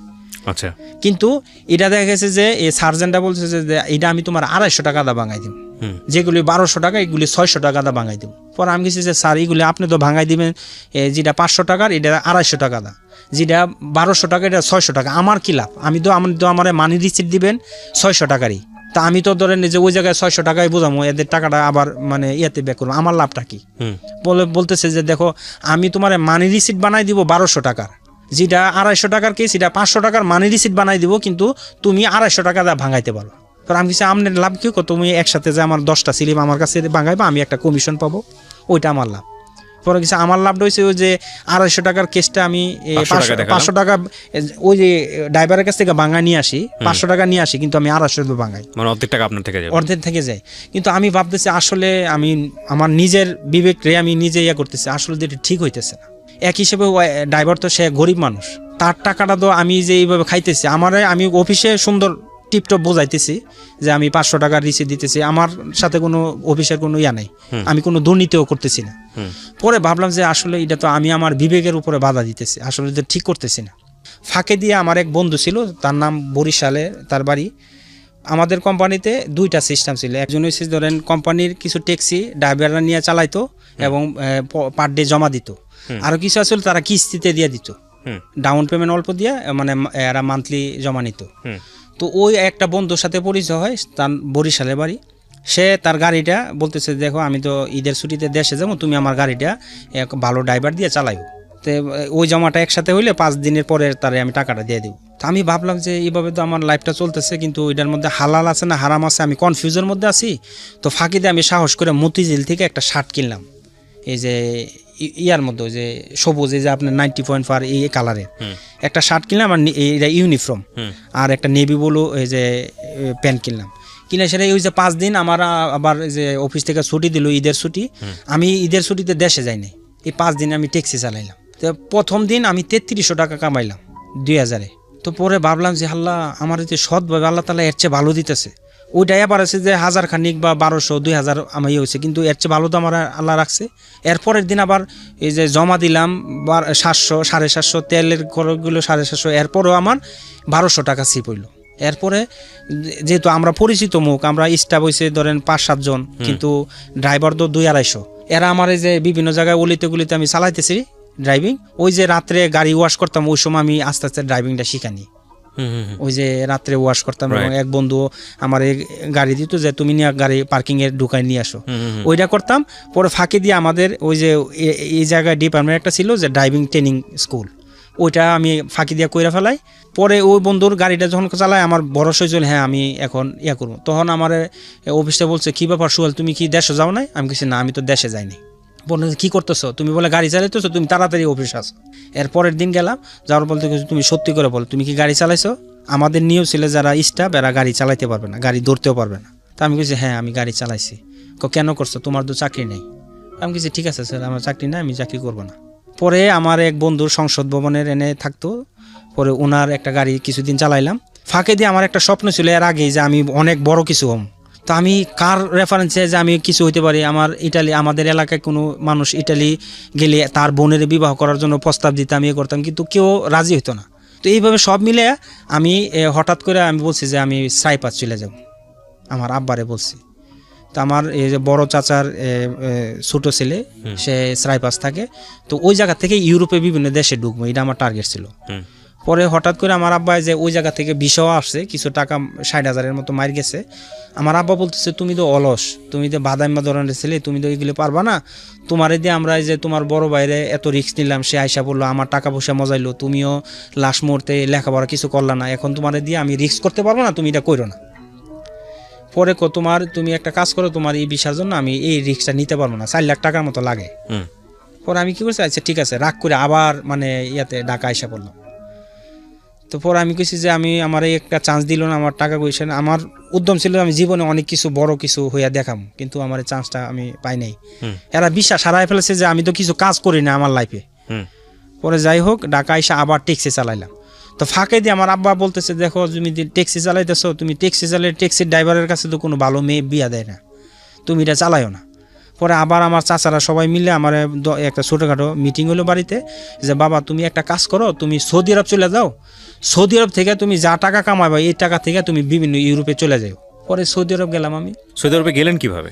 সৌদি আরবে যে আমার আব্বারা এরপরে আবার ইনভেস্ট করে সৌদি আরবে পাঠাইলো, কিন্তু এর আগে আমি যে আমার এখানে একটা কাহিনী আমি বাদ পড়ে গেল। তো আমি সৌদি আরব কিভাবে গেলাম, ওই ট্যাক্সি কোম্পানি থাকা অবস্থায় আমি এই যে চাকরি সাইডে দিয়ে ওই যে কিছুদিন ড্রাইভিং করলাম, ড্রাইভিং এর পরে আবার সৌদি আরবে চলে গেলাম। আচ্ছা, কিন্তু এর আগে আমি যখন এই যে ড্রাইভিং করতাম এর মধ্যে একটা জিনিস পড়ে রয়েছে। তো আমি যখন গ্রাম থেকে শহরে এই যে আমার শনিয়াকড়া আসবো, তো ওই সময় একটা রাত্রে আমি বাসে আসছি, আসার পরে আমাদের ওই যে মাছের ব্যবসায়ী যে হিন্দু এদেরকে খারাপ ব্যবহার করতেছে, আমার সাথে খারাপ ব্যবহার করতেছে। পরে এদেরকে প্রচুর মার দিলাম আমি। যাত্রাবাড়িতে আসলে আপনাকে ধরবে, তারপর হ্যাঁ ধরবে। যাত্রাবাড়ি আসার পরে সমস্ত যাত্রী নামে গেল। আমি আমার হঠাৎ করে যে আল্লাহ তাআলা আমার একটা সেন্স দিল যে দেখ তুই এখান থেকে সরে যা, তোর অনেক প্রবলেম হবে। পরে আমি যেন উপরে যে একটা দরজা এটা ফাঁক করে আমি ফাল দিয়ে পড়লাম। পরে সবাই চুর চুর করে ডাক দিল। পরে আমার পিছনে মনে হয় 100-150 লোক আমার দৌড়াইতেছে যাত্রাবাড়ি বিভিন্ন জায়গায়। হঠাৎ করে মানে ফজরের আগে এক বাসার মধ্যে দেখছি এক মুরব্বী টয়লেটে যাইব। পরে আমি কিছু আমার বাঁচান, আমার এইভাবে করতেছে, আমি খারাপ লোক না, আমার বাঁচান। পরে দেখেন আপনি ওই টয়লেটের ভিতরে চলে যান। পরে আমি টয়লেটের ভিতরে চলে গেলাম। পরে এখানে কিছুক্ষণ আগে একটা লোক না আসছে, কোনো আসে নাই। তো ফাঁকে দা আমি কিছুক্ষণ পরে আবার বাড়ি আমি যে আমার ওই জায়গায় চলে যাবো। তো এরা আমার শনিয়াকড়া নামতে দেয় নাই, এরা যাত্রাবাড়ি একবারে সাইদাবাদে নামাইছে। তো সাইদাবাদ আমি টিক্স করে নামে গেলাম। পরে কিছুক্ষণ পর আমি যখন বাড়ি হয়েছি তখন আবার হেরা আমার পিছনে ধরছে। তা যাই হোক এক জায়গায় যখন আমি লুকাইছি তো উপরে দিয়ে আরো 10-12 জন। তা কোনো রকমে পলায় টলায় গেলাম, আমি ওই জায়গা থেকে বাইচা গেলাম। তো বাড়িতে মানে ঘোষণা হয়েছে যে আমার মাইরা ফেলাইছে। এই যে যারা মাছের ব্যবসায়ী ছিল এরা তো যাত্রাবাড়ি নেমে গেছে, আমার সাইদাবাদ নিয়ে গেছে। উদ্দেশ্য যে এরা মানে বাড়ি থেকে লোক আসছে, যাই হোক আমার কিছু করতে পারে না। আমি সেভ করে আবার এই আরেক জায়গায় গিয়ে আমার জামাটা চেঞ্জ করে আমার ইউনিফর্মে যে পাঞ্জাবি ছিল পাঞ্জাবিটা চেঞ্জ করে ইউনিফর্ম পরে আবার চলে গেলাম ইয়াতে। তো কিছুদিন পরে আমার আব্বা বলতেছে দেখো এগুলি তো খারাপ মানুষের জিনিস, ড্রাইভিং করা, ট্যাক্সি ক্যাব চালা, এগুলি ভালো মানুষের কাজ না। তুমি একটা করো বাবা, তুমি যেহেতু তোমার স্বপ্ন একটা ইউরোপে চলে যাবা, তুমি করো একটা কাজ, তুমি এখান থেকে তুমি আইসা বড় বাড়িতে, আমি তোমার জন্য সৌদি আরবে একটা ভিসা কিনছি। মানে এই ঘটনাই মূলত আসলে আপনাকে সৌদি আরবে যাওয়ার মূল কারণ, জি, যেটা বুঝি। পরে সৌদি আরব আমি চলে গেলাম। সৌদি আরব যাওয়ার পরে আমার বাপ মা মোটামুটি তো কষ্ট করতেছে, তো আমি আর আমার টাকা সেভ করতে পারি না। আমি এদেরকে মাস শেষ হইলো টাকা দিয়ে দিই 450 টাকা বেতনে। তো আমার বসটা ছিল শিয়া, সে আমারে ওই জায়গা থেকে বলতেছে যে তুই এ কর সে কর, দাড়ি কাটতে হবে। পরে ভাবলাম যদি দাড়ি না কাটি, আমার বাড়ির অর্থনৈতিক অবস্থা খারাপ, এবং আমার আব্বা বললো এই যে বললাম সাইপ্রাস থেকে তুই মার দিবে, ওই জায়গায় কাজ করতে পারবে না, তুই সৌদি আরবে কাজ করে মানে ব্যর্থ হয়ে এসে পড়ছ, আরও আমার রাগারাগি করবে, আমার দ্বারা কিছু টাকা নাই। যা ব্যালেন্স ছিল আওলাদ টাওলাদ করে আমি আমার নানার বাড়ি একটা সম্পত্তি বিক্রি করছি। এরপরে যাই হোক মিলে আমি খুব কষ্ট করে মালয়েশিয়া সৌদি আরব গেলাম। পরে ওই শিয়ার আন্ডারে আমি দাড়ি কাইটা ধরেন ছোটো ছোটো করে আমি ওই জায়গায় 3 বছরের মতো ছিলাম, কিন্তু মনে শান্তি যে আমি আর এই দাড়ি কাইটা নিলাম, এত বড় একটা গুনাহ করলাম। তো পরে যাই হোক ওই জায়গা থেকে মাঝে মধ্যে আমার কোনো দিন ছুটি ছিল না, শুক্রবার বলেন, বৃহস্পতিবার বলেন, মাসে এমনকি ঈদের দিনও আমার ছুটি ছিল না। কি কাজ ছিল ওখানে? ওইটার কাজ ছিল আমি একটা মানে বড় আমারে বইলা নিছিল, দালালে বইলা নিছিল যে তুমি যে একবেলা তোমার মালিকে খাবার দিবে, রুম দিবে, এবং তোমার 850 রিয়াল বেতন। কিন্তু ওই জায়গায় 450 টাকা বেতন পাইছি, খাবার টাবার কিছুই না, এবং যে ড্রাইভিং পাই নাই। পরে যাই হোক আমি যখন মালিকরে বলছি যে দেখ আমি অনেক টাকা খরচ করে আসছি এই ঘটনা, পরে ওই দালালে ওই জায়গায় মাইর দিয়া কিছু টাকা আমার উদ্ধার করে দেয়। পরে ভাবছি যে তো মালিক ভালো আমার এইগুলি করতেছে, টাকা কিছু ফেরত দিয়ে দিছে, পরে আমি কাজ করতেছি। পরে আস্তে আস্তে ওই জায়গার মধ্যে আমি যে 450 বেতন থেকে আমার ওই জায়গায় ড্রাইভিং ট্রেনিং দিয়া বিশাল বড় একটা লরির ড্রাইভার ছিলাম আমি।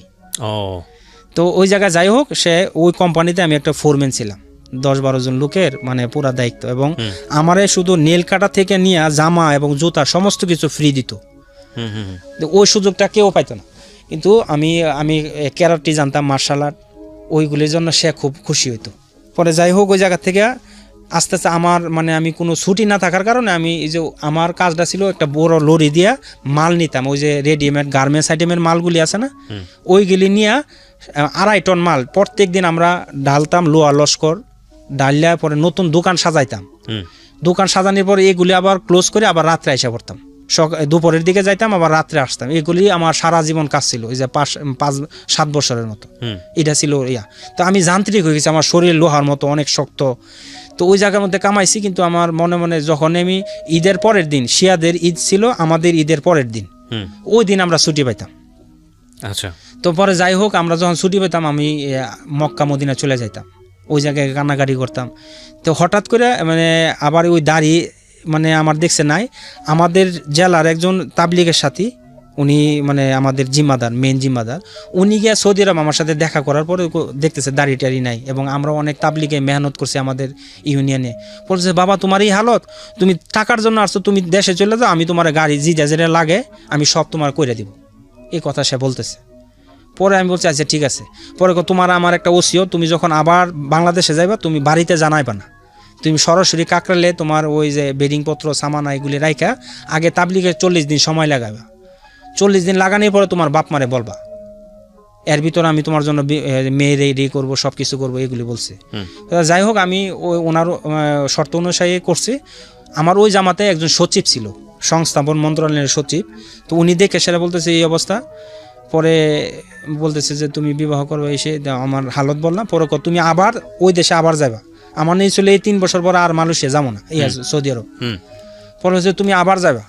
পরে যাওয়ার পরে আমি দাঁড়িয়ে রাখার পরে আমি মেয়েদের সাথে বেচা কিনা ছিল আমার, ওই যে বিভিন্ন ধরনের মেলার মতো, এই মেলার মধ্যে মেয়েদের সাথে আমার ব্যবসা ছিল, কাপড় বিক্রি করতো, কিন্তু ফেস টু ফেস মেয়েদের সাথে আমার ইয়া ছিল, কাস্টমার ছিল আমার সব মেয়ে। তো আমার ইমান আলত নষ্ট হওয়ার কারণে আমি আর যাইতাম না, আমি ড্রাইভিং করতাম, কিন্তু গিয়ে সেটা দোকান সাজাইয়া দেওয়ার পরে যারা আমার জুনিয়র স্টাফ ছিল এরা যেতেন তোমরা বেচা কিনা করো। তো বসের এটা আবার মানে নারাজ ছিল, বসে আমার বলছে যে এই যে এর করো, পরে আমার আরও বেতন কমাই দেয়। পরে ওই লোকগুলি আমার অর্ডার দিতে থাকে, যে আমার যারা জুনিয়র ছিল এরা। পরে আমি লাস্টে আবার দাড়ি কাটা আবার কিছুদিন ছিলাম। পরে আবার সৌদি আরব ওই যে মক্কা গিয়ে সেটা কান্নাকাটি করছে, আল্লাহ আমার এই হালতে আমি থাকলে আমার লাইফ নষ্ট হয়ে যাবে, আল্লাহ তুমি আমার এই জায়গা থেকে রিজিক তুলে নাও। কাবা শরীফে হাত দিয়ে যখন দোয়া করছি, কিছুদিন পরে আমি বলছি যে আমি হজে যাবো। তা আমার বসে টের পাইছি যদি সে একবার হজ করে তাহলে আর আমার বাংলাদেশে যাইলে আর আসবে না, পরে হজ করতে দেয় নাই। তো পরে আমি 5 বারের মতো উমরা এবং উমরা হজ করছি, কিন্তু বড় হজ করতে পারিনি। পরে যেহেতু সে দেয় নাই, পরে বাংলাদেশে আইসা আমার ওই পাসপোর্টটা আমি ফেরত দিছি। মানে 3 বছর পরে বাংলাদেশে যাই বিবাহ করছি, করার পরে আবার বাংলাদেশ থেকে ওই যে দেশে ওই যে তাবলিগে সময় লাগাই গেলাম, যাওয়ার পরে আবার এই যে এই হালতের কারণে আইসা পড়ছি। টোটাল মিলে 7 বছর ছিলাম সৌদি আরব। তো পরে যখন আইসা পড়ছি, আমি পাসপোর্ট ফেরত দেওয়ার পরে বলতেছে যে দেখো সোহেল, তুমি আসো, তোমার আমি কমিশন দিব, 10% শেয়ার লাগবো, তুমি আইসা পড়ো। আমি কিছু না, আমি আর যাবো না। তো ওই যে কিছু টাকা জমায় নিয়ে আসছিলাম, ওই টাকা জমায় নিয়ে পরে আমাদের শহরে একটা ছোটো মানে দোকান, আমার এক বন্ধু বলছে তুমি আইসা পড়ো। তো উনি আবার সৌদি আরবের একজন ব্যবসায়ী ছিল, তো ওনার বন্ধু এই যে প্রফেসর, এই যে আমার তাবলিগে লাগাইছে, তাদের গুলশানে একটা ইন্টারনেটের এই যে ট্রেনিং দেওয়া হয়তো, ওইটার অফিস ছিল। তো উনি বলছে তোমাদের উপর আমরা ইনভেস্ট করবো, তুমি দেশে চলে যাও। ওই সৌদি আরবে এর চাচতো ফুফাতো ভাই ছিল, নাম হয়েছে লিটন। উনি বলছে যে তোমরা দেশে চলে যাও, তুমি দেশে চলে যাও। দেশে আসার পরে যে আমারে বলছে যে ওনাদের সাথে এই যে ইয়াতে নিবে, এবং আমি ওই জায়গায় 2টা পার্টি রেডি করে আসছি যে কিছু মাল আমি মালয়েশিয়া সৌদি আরবে পাঠাবো। তো যাই হোক, মানে ওই জায়গায় পাঠানোর পরে তো উনি আবার কিছুদিন আমারে ওনার সাথে রাইখা, আমার তো চিন্তা মান্থলি আমার দেশে আমার টাকা দিতে হয় বাপ মারে, আমি বিবাহ করছি। তো আমি যে আগে যে টাকা মান্থলি দিতাম ওই যে সৌদি আরব থাকতে, ওইটা গ্যাপ হওয়ার কারণে বাপ মা আমার সাথে রাগারাগি করে যে টাকা দিতে পারি না, এই না এই না, অনেক কিছু করতেছে। পরে এরা আমার ওই জায়গায় চাকরি করতেছে, কিন্তু ফাঁকি দিয়ে আমার একটা ফিকির যে কীভাবে আমার কি করা যায়। পরে ওই জায়গায় থাকা অবস্থায় তো আমার বন্ধু দেখতেছে যে আমি অশিক্ষিত মানুষ, সে একজন প্রফেসর, তারা একটা আইটি বিজনেস আছে এবং তারা সাপ্লায়ার, বাংলাদেশে চায়না থেকে মাল এনে বিক্রি করবে। এইগুলির পরে আমার কিছুদিন থাকার পরে বলতেছে তোর যত চিন্তা, তোর দেমাগ যা আছে সব আমাদের ব্যবসাতে লাগাবে, তোর বাইরের কোনো চিন্তা ভাবনা না, তোর জন্য 12 ঘন্টা তুই আমাদের সাথে আসছ, তোর সমস্ত চিন্তা আমাদের ব্যবসার মধ্যে লাগাবে, অন্য কিছু জায়গায় লাগাবে না। ওই কথা বলার কারণে আমি ফাঁকে দেওয়া ধরেন এই যে নিউ মার্কেট, এরপরে গুলিস্তান, এদিক দিয়া আমি ঘুরতাম। পরে ভাবতাম যে আমি তো এখন বেকার, বাড়িতে টাকা দিতে পারি না, এরা তো রাগারাগি করতেছে, কি করব। তো হঠাৎ করে একদিন আমি আমার ওই নরসিংদী শহরে ওই যে টাকা নিয়ে আসলাম, এই টাকাটি আমি ভাঙি নাই। তো আমার এই যে বন্ধু বলতেছে যে তুমি আমাদের এনে আইসা পড়ো। কিছুদিন থাকার পরে দেখতেছে যে সে যেই মানে চেয়ারে বসে, আমি ওইটাই বসি, এরা আমরা দুইজনে তো রাখছে পার্টনার, আমার পার্টনার রাখবো, আর উনি ইনভেস্টার। তো দেখতেছে যে পজিশনটা যেমন সেম, এবং সে যে সিটে বসে আমি গিয়ে বসি, তো তার সহ্য হয় নাই। আমি তো টোটালি একজন অশিক্ষিত ছেলে। তো হঠাৎ করে বলতেছে যে দেখো যে আমি সোহেল, আমার ভাই বলতেছে যে আমরা তো বলছিলাম ফাঁকে দিয়ে আমি ঢাকা থাকা অবস্থায় যে বাপ মারে টাকা দিতে পারি না, আমার ওয়াইফরে রাগারাগি করে, ফাঁকি দিয়ে ভাবলাম কী করা যায়। আমার একটা ছোটো ভাই, সে মেট্রিক পরীক্ষায় পাশ করছে, তারে কি কাজে লাগানো যায়। ফাঁকি দিয়ে যে নিউ মার্কেট যে দেখছেন না স্টক লোডের মালগুলি আছে, এই মালগুলি একসাথে কিনা আমি কিছু টাকা ইনভেস্ট করে আমাদের নরসিংদী শহরে একটা এসি মার্কেট আছে, ইন্ডেক্স প্লাজা, ওইটার মধ্যে দোকান দেয়, এবং ওই দোকানের মধ্যে আমার ছোটো বাইরে বসায়, এবং মাঝে মাঝে মালের দরকার হলে আমি মাল কিনে নিয়ে যাই। তো সে এটা টের পায় আমার বন্ধু। সে বলতেছে দেখো তোমার তো আমি আগেই বলছি যে তোমার যত দেমাগ, চিন্তা চেতনা সব কিছু আমাদের মানে কোম্পানিতে তুমি ইয়া করবা, তুমি ওই জায়গায় করছো, তোমার তো এটা ঠিক হয় নাই। তো হঠাৎ করে আমি বলছি যে দেখ তুই তো আমার ভাই, আমার একই গ্রামের মানুষ, কিন্তু আমি তো সবসময় বাপ মারে এই যে সৌদি আরব থাকতে টাকা পাঠাইছি, এখন তো হঠাৎ করে যে আমার 2-3 মাসে গ্যাপ হইতেছে, 5-6 মাসে, এটা তো তারা মানায় না, তারা ঝগড়াঝাটি করে বাড়িতে, আমি খাইতেছি ফ্রি, আমার বউ খাইতেছি ফ্রি, এগুলি চলবো না, আমি কী করবো। পরে সে মায়া লাগলো, সে বলতে আচ্ছা ঠিক আছে, এটা যাতে অন্য কেউ না জানে।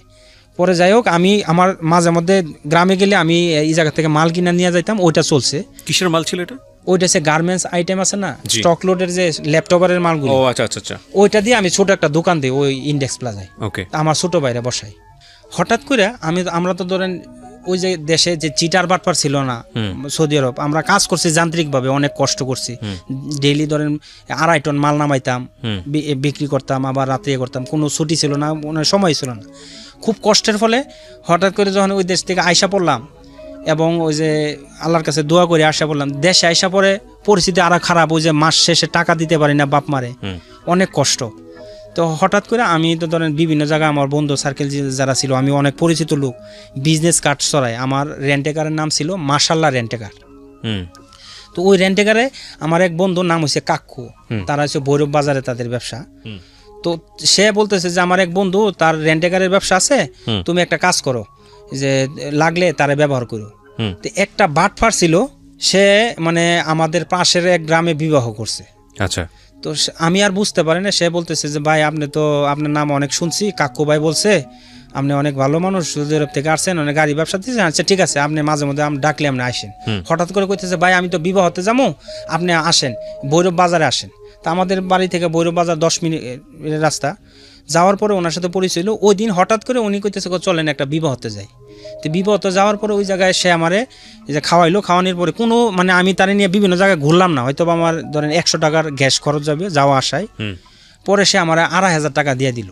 তো 2000 মানে প্রায় 10-12 বছর আগে, 15 বছর আগে 2500 টাকা অনেক না। তো পরে এরপরের দিন একই অবস্থা, ফাঁকি দিয়ে সে বলতেছে ভাই আমি আপনার বন্ধু, আমার বন্ধু, আপনি আমার বন্ধু, আমি আপনার পাশের গ্রামে বিবাহ করছি, আপনি আমার ভাই, আপনার গাড়ি মানে আমার গাড়ি, এই কথা বলছে। পরে আমি কিছু হ্যাঁ, আমি তো আর বুঝতে পারি না যে হ্যাঁ আমি তো আদম ব্যবসা করি, আর আমার একটা যে বাঙালির ব্যবসা আছে ঢাকায়, আমার সেগুন বাগিচা একটা বাড়ি আছে, তো মিলে আমি একটা প্রবলেমের কারণে এদিকে আসছি। তো আমার এনে আদম ব্যবসা কিছু টাকা পয়সা আছে, আপনারা যদি কোনো সময় এরা বলে আপনার গাড়ি যেটা আমার গাড়িতে এটা বলবেন ওনার গাড়ি। আমি আর এতটা বুঝি নাই। তো ব্রাহ্মণবাড়িয়া উনি গেছে, তো মাঝে মধ্যে উনি মাজারে গিয়ে আস্তানা করছে। ওই লোকটা আসলে চিটার ছিল। তো গিয়ে সেরা বলতেছে যে এটা আমার ড্রাইভার, অগোচরে বলতেছে সে অনেক খারাপ ছিল, তারে তাবলিগি আমি অনেক মানুষ করছি। আপনাকে বলতেছে মানে এদের কাছে গিয়া ফুলাইতেছে, সে বিশাল বড় ড্রাইভার, মানে সে তার ড্রাইভার আমি, আমার সে মানুষ করছে, এবং এই গাড়ি ঘোড়া আমার যখন তার ইয়া হয় এগুলি বলছি। এবং গিয়ে সেটা ওই জায়গায় এক মাজারে গিয়ে সে গরু মানে এদেরকে খাওয়াইতো, এবং মাজারে যে মূর্খ লোকগুলি তাদের সাথে তার সম্পর্ক ছিল। ওই এলাকার যে আওয়ামী লীগের সভাপতি ছিল তার সাথে গিয়ে সে একদিন গিয়ে 2500 টাকার 3000 টাকার ফল কিনা তার বাড়িতে দেয়, আরেক লোকের বাড়িতে। আমি তো এর সাথে বাড়িতে যেতাম না, এবং দোকানে আড্ডা দিত যে আমি ধরেন আদম ব্যবসা করি এসে। তো মাজারের লোক এদেরকে বলতেছে যে আমরা আদম ব্যবসা টুকটাক আছে, এন গিয়া যখন সে বড় দাতা সাজে, মাঝে মধ্যে গিয়া সে মাজারের মধ্যে গরু দেয়, মহিষ কোরবানি করে দেয়, এই আপনারা খান, এটা বাবার নামে আমি দিয়ে দিলাম, এগুলি সে করতো। তা আমি তো এগুলি জানতাম না, আমার বলতেছে আমার নামাই দিয়ে আপনি গাড়ি নিয়ে একটু দূরে চলে যায়। তা আমি দূরে করতাম, যখন তার কাজ শেষ হইতো সে ড্রাইভারের মতো বিহেভ করতো, এই সোহেল ভাই এদিকে আসেন। তা আসতাম, সে গাড়িতে ওইটা এসে পড়তো। তো এখানে যে মাঝে দিয়ে সে গরু দিত, মহিষ দিত মাজারের মধ্যে, এরা ভক্ত হয়ে গেছে তার। ওই যে চিটারটা আমি একদিন ইয়ে করছে, তো ভক্ত হয়ে গেছে। আমার বন্ধুর যে কাক্কু ছিল তারও ভৈরবের দোকান, তার কাছে নিয়ে 2.5 লাখ 3 লাখ টাকা তুইয়া দিত, 1 মাস পরে আনতো। তো সে তার টাকাটা ব্যবহার করতো, যার কারণে এর কাছেও ধোকা ফালাইছে। তো ওই জায়গায় সে 4-5 লাখ টাকা খরচ করছে। তো হঠাৎ করে কইতেছে বাবা আপনি কি করেন? ওই লোকটা কইতেছে আমি আদম ব্যবসা আছে, আর আমার বাঙালির ব্যবসা আছে, আর আমার ঢাকা সেগুন বাগিচা বাড়ি আছে। বলছে একটা কাজ করেন, আপনি যেহেতু আদম ব্যবসা করেন, আমার একটা ছেলেরে বিদেশ নেন। তা মাজারের প্রভাবশালী এক লোকের ছেলেরে সে বিদেশ নিছে। তা দুবাই নেয় 3.5 লক্ষ টাকা দিয়ে, সে বলতেছে 2 লাখ টাকা দিয়ে আপনি, আমরা এত টাকা ইয়ে করবো কি, আমরা অল্প লাভ হইলে চলবো, এই সমস্যা নেই। তো যে জায়গায় জিনুইন খরচ 3.5 লাখ, ওই জায়গায় সে 2 লাখ নিছে। তো মানুষ তো তার ভক্ত হয়ে গেছে। পরে 10-12 জনে তার কাছে টাকা দিছে, প্রায় 10-12 লাখ টাকার উপরে। পরে ওই যে সভাপতি তার কাছে 4-5 লাখ টাকা খরচ রাখতো, তো ওই সভাপতির কাছে দিয়া আবার 10 লাখ টাকা হাওলাত নিছে, কেন তার কাছে আরো 1-2 লাখ টাকা এই ফল টল কিনা তারও ভক্ত বানাইছে। পরে ওই জায়গার মধ্যে সে দয়াল বাবা আলাল শাহ নামে একটা ইয়া করছে, যে কোরার মেল করছে। ওই দেশে আবার যে কোরার অনেক খাদ্যর মেল, ওইটা করছে। তো মানে ইনভেস্ট করছে কোরআন মেল, কোরা আছে না ধানের ভুসি, এগুলি তো বেশি টাকা লাগে না, মিলে সে 3 লাখ টাকা ইনভেস্ট করছে। আর ওই এলাকার মধ্যে একটা লোকের বিদেশ পাঠাইছে, ওই জায়গায় সে অনেক বিশ্বস্ত লোক হয়ে জায়গা। তো একদিন সে কি করছে, আমাদের পার্শ্ববর্তী গ্রামে একটা যে ছাগল কিনা নিয়ে আসে আমার গাড়িতে রয়েছে, চলেন এই মাজারে দিয়ে আসবো। মাজারে সোহেল ভাই আজকে আপনি আমাদের সাথে খাইবেন। পরে আমি কইছি আল্লাহ, আমি তো মাজার কোনো সময় পছন্দ করি না, মাজারের এই যেহেতু সে সেরেক জায়গার মধ্যে তার ছাগলটা দিতেছে, আল্লাহ এর মধ্যে আমার রিজিকটা রাখো না। আমি দোয়া করতেছি, নামাজ পড়তেছি। তো কোনো কারণবশত আমি কিছু আমার পেটে পাতলা পায়খানা আমি করবো না, আসলে পাতলা পায়খানা ছিল আমি খাই নাই। তো আল্লাহ আমার ওই এই জিনিসটা দিয়ে বাঁচাইছে। হঠাৎ করে এগুলি করতেছে, এর ভিতরে আমার টাকা দিছে মানে 2000-2500, মানে আধা ঘন্টা 1 ঘন্টা ব্যবহার কইরা আমার গাড়িটারে চালায়, আমি ড্রাইভার এবং গাড়িটা আমার নিজে আমি ড্রাইভ করতাম। সে মানে মালিক অবস্থায় ইয়ে করতো। তো মিলে আমি তার কাছ থেকে 10-12 হাজার টাকার মতো নিছি, সে আমারে দিছে 2000, 2500, 3000 এইভাবে।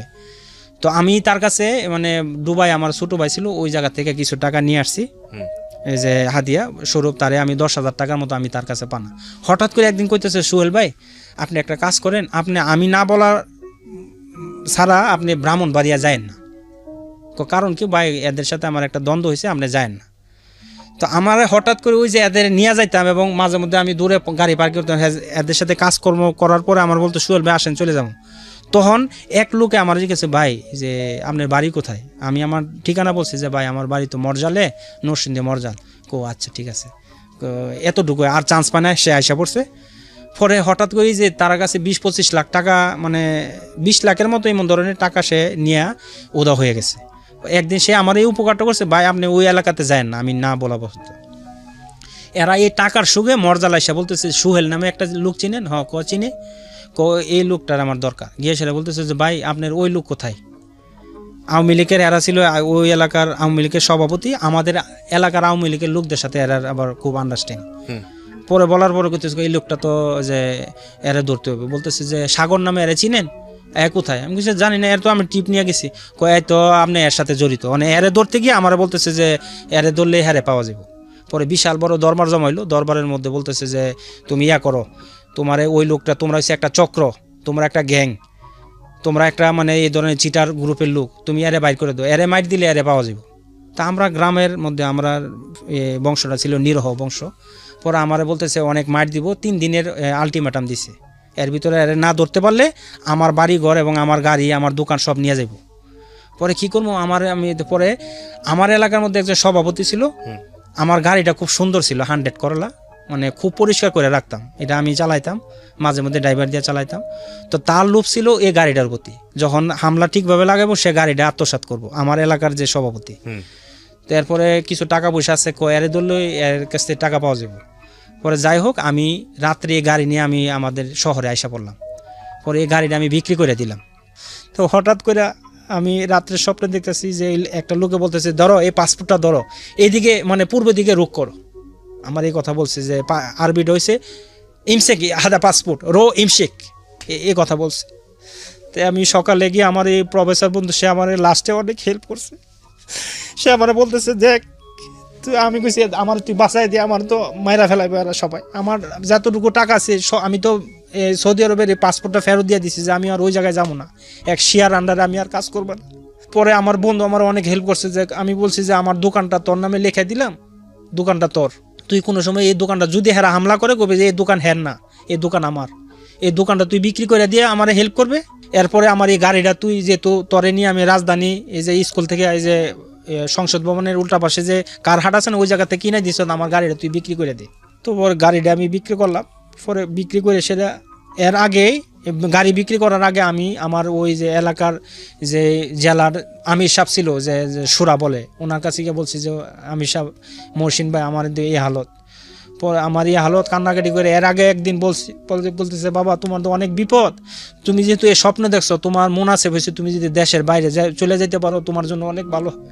পরে আমি আমার এলাকায় এক পিসি বিষয় লোক পাঠায়, যে যেমন আপনি মালয়েশিয়াতে আসছেন, তা আপনি যাইবেন না কোনো কারণবশত, কোনো ফ্যামিলিগত প্রবলেম, আপনি পাসপোর্টটা এক জায়গায় বিক্রি করা যায়। আগে এই সিস্টেমটা ছিল, একজনের পাসপোর্ট আরেকজনে বিক্রি করা যায়। তো উনি এই কাজগুলি খুব করে এবং এই ইমিগ্রেশনের সাথে কন্ট্যাক্ট করে এরা লোক মানে এইভাবে পাঠাইতে পারে, ওই দেশেও ইমিগ্রেশনের চেক ছাড়াই পাঠায় দেয়, এই কাজটা তারা করতো। হঠাৎ করে একদিন আমি ওনার কাছে, পরে আমার মহসিন ভাই যেহেতু পরামর্শ দিল যে হ্যাঁ আমার পরামর্শ হচ্ছে তুমি দেশে, তোমার জন্য মোনাসেব না, তুমি দেশের বাইরে চলে গেলে তোমার জন্য ভালো হবে, সেফ হবে। পরে আমি এই যে ওনার বললাম যে ভাই আমার কি আপনি মালয়েশিয়া পাঠাতে পারবেন? আমি মালয়েশিয়া যাবো। হ্যাঁ এখন চাইলে আপনি এখনই পাঠাতেন। আমি কি বলেন, পাসপোর্ট করতে সময় লাগে। এরপরে আমি পাসপোর্ট যেহেতু ফেরত দিয়ে দিছি, আমি পাসপোর্টে যে সৌদি আরব যেটা ওইটা তো ফেরত দিলাম, আমার শেয়ার কাছে গেলাম না। পরে আমার বলতেছে পাসপোর্ট করতে লোক, পরে বলছে কিছুই লাগবো না। আমি একটা ঘটনা বলি, এক লোক এসে হঠাৎ করে আপনার মতো পাঞ্জাবি টুপি দাঁড়িয়ে আছে, বলতেছে যে উনি যাবে না, ওনার এই পাসপোর্টটা আমি 17,000 টাকা দিয়ে কিনছি। এই পাসপোর্টটা আমি অনেকেরই পিসি বিষয়ে পাঠাই, এদের অনেকের দাড়ি থাকে না, কিন্তু পাসপোর্টের মধ্যে যে দাড়ি আছে, অনেকের তো দাড়িওয়ালা লোক আসে না, এমন ধরনের একটা রিস্ক নিয়ে যে বিদেশে যাইব। তো আমি ভাগ্যক্রমে আপনারা পাইছি, আমি কিছু টাকা করলে আমি দিতে পারবো না, আমার যদি ওই দেশে পাঠাইতে পারেন, পাঠানোর পরে আমি টাকা দিন। পরে কিছু ডান, আমি ঠিক আছে আপনারা আমি টাকা ছাড়াই মালয়েশিয়া পাঠাবো।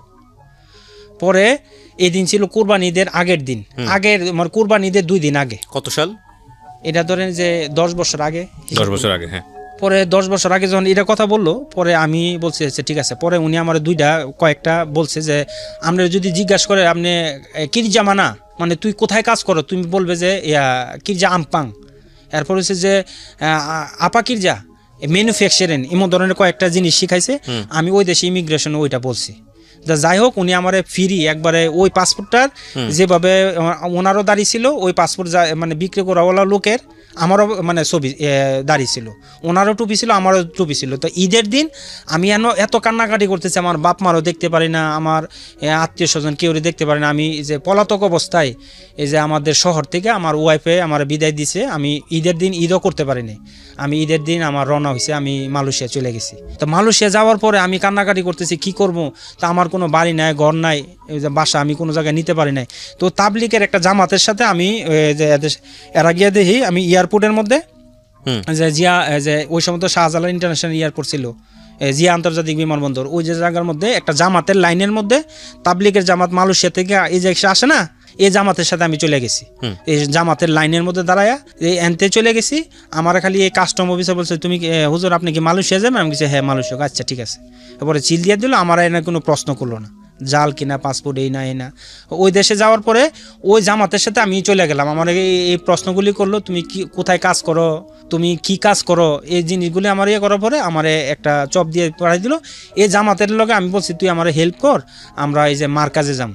আমরাও মার্কাজে যাবো। পরে ওই তাবলিগের সাথে এরা ভালো ছিল, এদের সাথে আমি মার্কাজে চলে যাই, তাবলিগের মার্কাজ সিরিপাতালিংয়ে। তো আমার আমির সাহেব বলছে যে দেখো তুমি মালয়েশিয়া যদি যাও তাহলে তুমি ওই তাবলিগের মার্কাজের এরিয়ার বাইরে যাও না। আচ্ছা।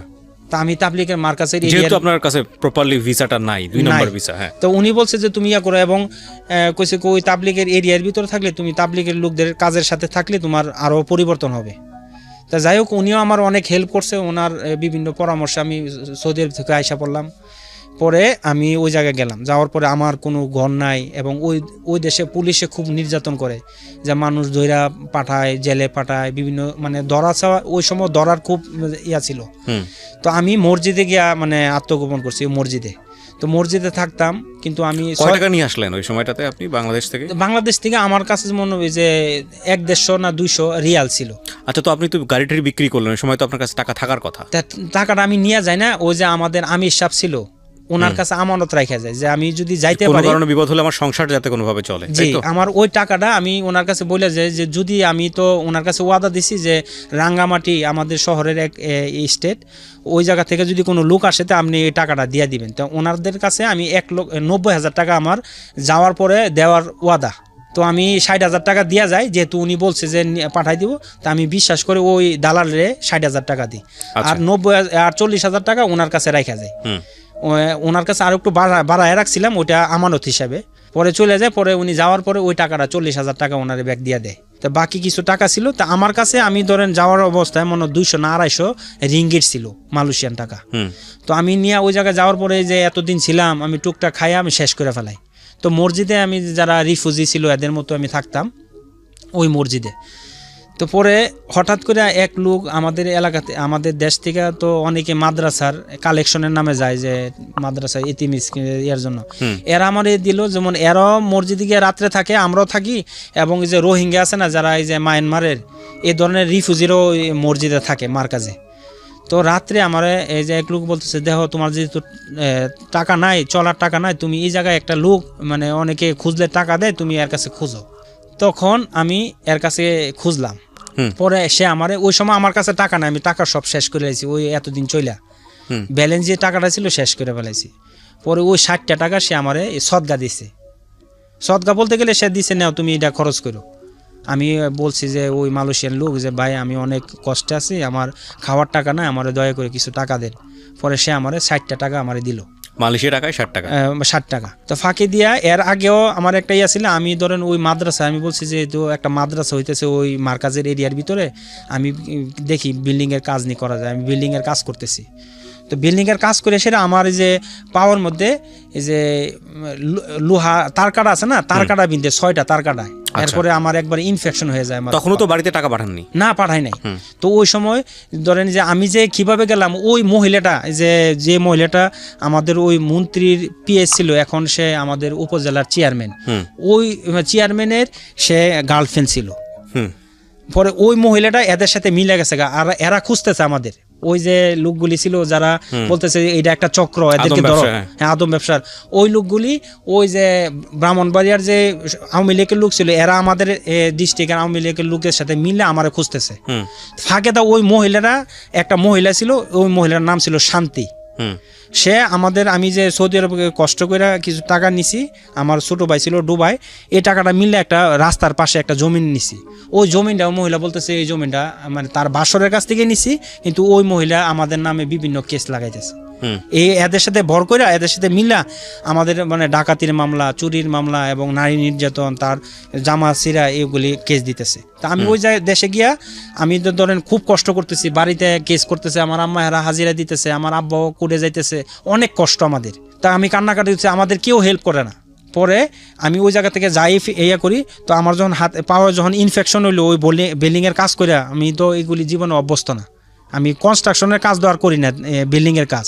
পরে আমার বাবার ইনফেকশন হওয়ার পরে এই যে 60টা টাকা নিলাম, পরে আমি নিয়ে সেরা যে আমাদের পাইকারি একটা জায়গা ছিল ওই যে ইয়াতে মালয়েশিয়াতে, ওই জায়গা থেকে প্রত্যেকটা আতরের থেকে একটা আইটেম নিলাম। যেমন ধরেন আল রিহাবের যেমন আছে লাভলি থেকে একটা স্যাম্পল, এরপরে রেড রোজ থেকে একটা স্যাম্পল, আতরের বিভিন্ন বক্সে থেকে একটা স্যাম্পল নিয়ে আমি ধরেন যে 60 টাকার মতো একটা স্যাম্পল নিলামই বেশ কিছু। এবং ওই লোকের বললাম যে ওই লোকটা ছিল নারায়ণগঞ্জে, উনি একটা পাকিস্তানের আন্ডারে কাজ করে, ওনার একটা আতরের বড় দোকান ছিল। আমি বলছি ভাই আপনি আমার ভাই, এই দোকানটা আপনার দায়িত্ব আছে, আমি এই প্রোডাক্টটা আমার বলে আমি সেল করবো, আপনার কোনো আপত্তি আছে না? আপনি যেহেতু আমার ভাই, আপনি আমার ভাই ডাকছেন, এই প্রোডাক্টটা আমার মানে আপনি এটা আমনের বলে আপনি বিক্রি করতে পারেন।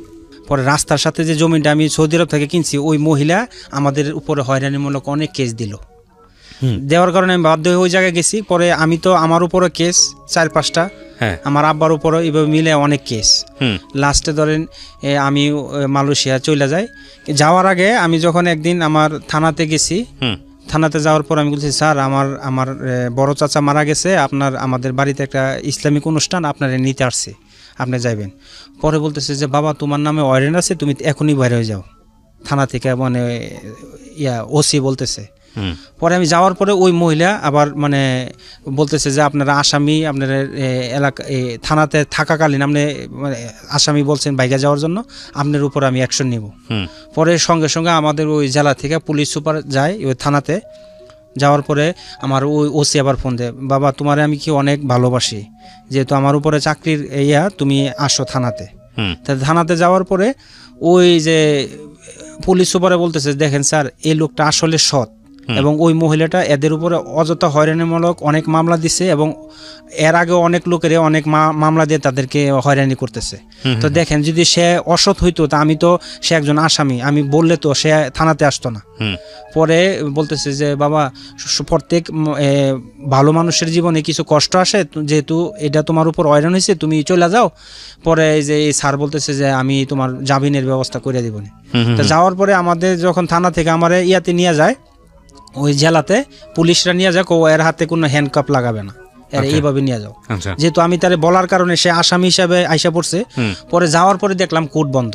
তো এদিন আমি ওই থানা জেলে ঢুকাইলো আমারে। তো একদিন থাকার পরে এর পরের দিন আমার জামিন হয়ে যায়। আচ্ছা, তো পরে যাই হোক, আমার আব্বা বলতেছে বাবা যে দেশে তো অনেক ঝামেলা, যেহেতু অযথা হয়রানিমূলক অনেক কেস আমাদের ফ্যামিলির উপরে লাগাইতেছে, ওই মহিলাটার উদ্দেশ্য সে জমিনটা কিভাবে নিয়ে যায় আমাদের এই রাস্তার জমিনটা।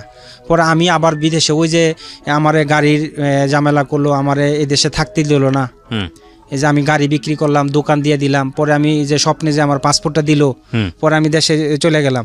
ওই জায়গায় যাওয়ার পর আমি অনেক স্ট্রাগল করলাম। প্রথম তো আমি খাইতে পারি না 6 মাস, একবেলা খাইলে আরেকবেলা উপাস থাকতে হইতো আমার। আচ্ছা, এই কষ্ট। পরে আল্লাহর কাছে অনেকে নামাজ পড়ে কান্নাকাটি করে, আমিও রাত্রে তাহাজ্জুদ পড়ে আল্লাহর কাছে দোয়া করে, আল্লাহ আমার একটা ব্যবস্থা করে দেন। আচ্ছা। তো যাই হোক, মানে আমার ভাগ্যের অনেক ওই যে আপনি যে বললেন না যে আতর রেখে গেলেন একটা জায়গায় মিক্স আপ আতর যে আপনি বিক্রি করেন, জি এটার আগের ধাপটা, এরপরে আমি একটা অনেক ক্ষুধার জ্বালায় আমি খাইতে পারি নাই, আমার মুখে দুর্গন্ধ, মানে অনাহারে অনেক কষ্ট। তো আমি কি করলাম, যে আল্লাহর কাছে দোয়া করলাম। পরে আমার এক বন্ধু, যারা মসজিদে অনেকে কাজ নাই মসজিদে থাকে, এরা বলতেছে যে এখানে এই মসজিদ মাদ্রাসার আন্ডারে একটা মাদ্রাসা করতেছে, তুমি এটার মধ্যে বিল্ডিং এর কাজ করো। তা আমার অভ্যস্ত ছিল না, বিল্ডিং এর কাজ করতে গিয়া আমার দেখা গেছে 6টা তার কাটা বিনছে আমার 2 পায়ের মধ্যে। তো এই তার কাটার, তো এই পুরানা তার কাটা ছিল, ইনফেকশন হয়ে গেছে। পরে বাড়িতে কান্নাকাটি করার পরে কইছো তুমি তাড়াতাড়ি ইনফেকশনের ইঞ্জেকশন নাও, আর বাকি তুমি এই কাজ ছাইড়া দাও। তো সাইডে দিয়ে আবার কান্নাকাটি করলাম। পরে এক লোক আমারে হাওলাত দিল, যে আমি অনেক লোকের বলতেছে যাদের কাজ নাই, যে তুমি এই লোকটা অনেক দানবীর, তুমি দেখো তার কাছে কিছু বললে সে তোমার হেল্প করবে। পরে মালয়েশিয়ান লোক, আমি বলছি দেখেন আমার উপরে হেল্প করেন, আমার তো খাবার টাকা নাই, আমার কিছু হেল্প করেন। পরে সে আমার 60টা রিঙ্গিট দিল মালয়েশিয়ান টাকায়, আচ্ছা বাংলা টাকায় 1200 টাকার মতো। ওকে। পরে এটা থেকে মিলাইয়া আমি পরে ঘুরলাম, রাত্রে যে তাহাজ্জুদ পড়লাম, হঠাৎ করে আমার দিলের মধ্যে আল্লাহ তাআলা বলতেছে দেখো তুমি এই ব্যবসাটা করো। তা আমি আতরের দিকে আমার ঝোঁক চলে গেল। তা আতরের ব্যবসা করা অবস্থায় আমি ধরেন আমার তো এত টাকা নাই যে আমি এত পুঁজি পাবো কিভাবে। তো এক দোকানে গেলাম, ওই লোকটার আবার ঢাকা যে কেরানীগঞ্জের, ওনার বলতেছে ভাই আপনি এই দোকানে কাজ করেন, আপনার বস পাকিস্তানি, ভাই এই দোকানের পণ্যগুলি যদি আমি বলি যে আপনি যেহেতু আমি আপনার ভাই, বলতেছে হ্যাঁ আপনি আমার বাংলাদেশি মুসলমান, আপনি আমার ভাই হইতে পারেন। আমি বলছি দেখেন আপনার দোকানে যত স্যাম্পল আছে আমি নিব এবং বলবো এই প্রোডাক্টটা আমার, আপনার কোনো আপত্তি আছে না? আমার তো মাল বেচার কথা। পরে ওনার দোকান থেকে প্রত্যেকটা আইটেম থেকে একটা আইটেম করে স্যাম্পল নিলাম। নেওয়ার পরে আমি ওই স্যাম্পল নিয়ে বিভিন্ন জায়গায় মার্কেটিং করলাম। করার পরে যেমন আশেপাশে যত পাইকারি জায়গা আছে আমি নিয়ে দেখাইলাম। পরে বলতেছে এক জায়গায় আমি একটা অর্ডার পাইলাম 3500 রিঙ্গিট। আচ্ছা। তো আমার টাকা নাই, আমার এক বন্ধু সে বাংলাদেশ এখন মারা গেছে, আমার নামের নাম সোহেল, নারায়ণগঞ্জের বাড়ি, তার কাছে কিছু হাওলাত টাকা নিয়ে বললাম দেখেন আপনি আমার বিশ্বাস করেন, আপনি আমার সাথে চলেন, আমি টাকাটা নিয়ে ভাগবো না, আমার একটা অর্ডার পাইছি, তো আপনি আমার একটু হেল্প করেন। পরে আমি ওনারে নিয়ে বলছি যে আমি খালি এই দোকান থেকে মালটা নিয়ে এই দোকানে দিব, যেমন 1 কিলোমিটারের দূরত্ব, আপনি আমার হেল্প 500 মিটারের দূরত্ব, আধা কিলোমিটার। পরে ওনার কাছে টাকাটা নিয়ে আমি ওই দোকানে দিলাম, ওই জায়গা থেকে আমার 1200 রিঙ্গিটের মতো লাভ হইলো। আচ্ছা। 3300 রিঙ্গিটের মাল খাটানির পরে 1200 রিঙ্গিটের মতো লাভ হয়ে গেল। আচ্ছা, এই আমার পুঁজি শুরু। পরে আমি কি করলাম যে এই কাজ করতেছি টুকটাক, এবং যে মসজিদের মধ্যে যেমন যে ফিলিস্তিনের যুদ্ধ হইতেছে না, তো যার কারণে ওই দেশ থেকেও মানুষ রিফিউজি আকারে মালয়েশিয়াতে আসতেছে। পরে যে আমাদের মায়ানমারের প্রবলেম, মায়ানমারের কারণে মায়ানমার থেকে যারা এই যে মুসলমান ছিল এরাও তো মালয়েশিয়া ঢুকতেছে। তো এরা অনেকে যাদের কাজ নাই, ইসলামিক মাইন্ডের লোক, এরা এই মসজিদে রাত্রে যাপন করে রুম না থাকার কারণে। তো আমি কয়েকটা লোক সিলেক্ট করলাম কি করা যায়।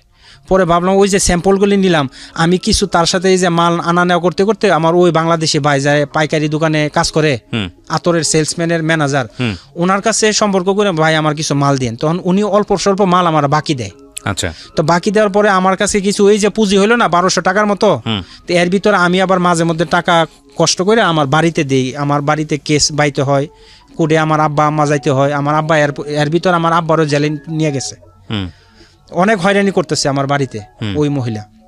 আমি যাই কামাই অর্ধেক টাকা বাড়িতে দিয়ে দিই বিভিন্ন প্রবলেমের কারণে।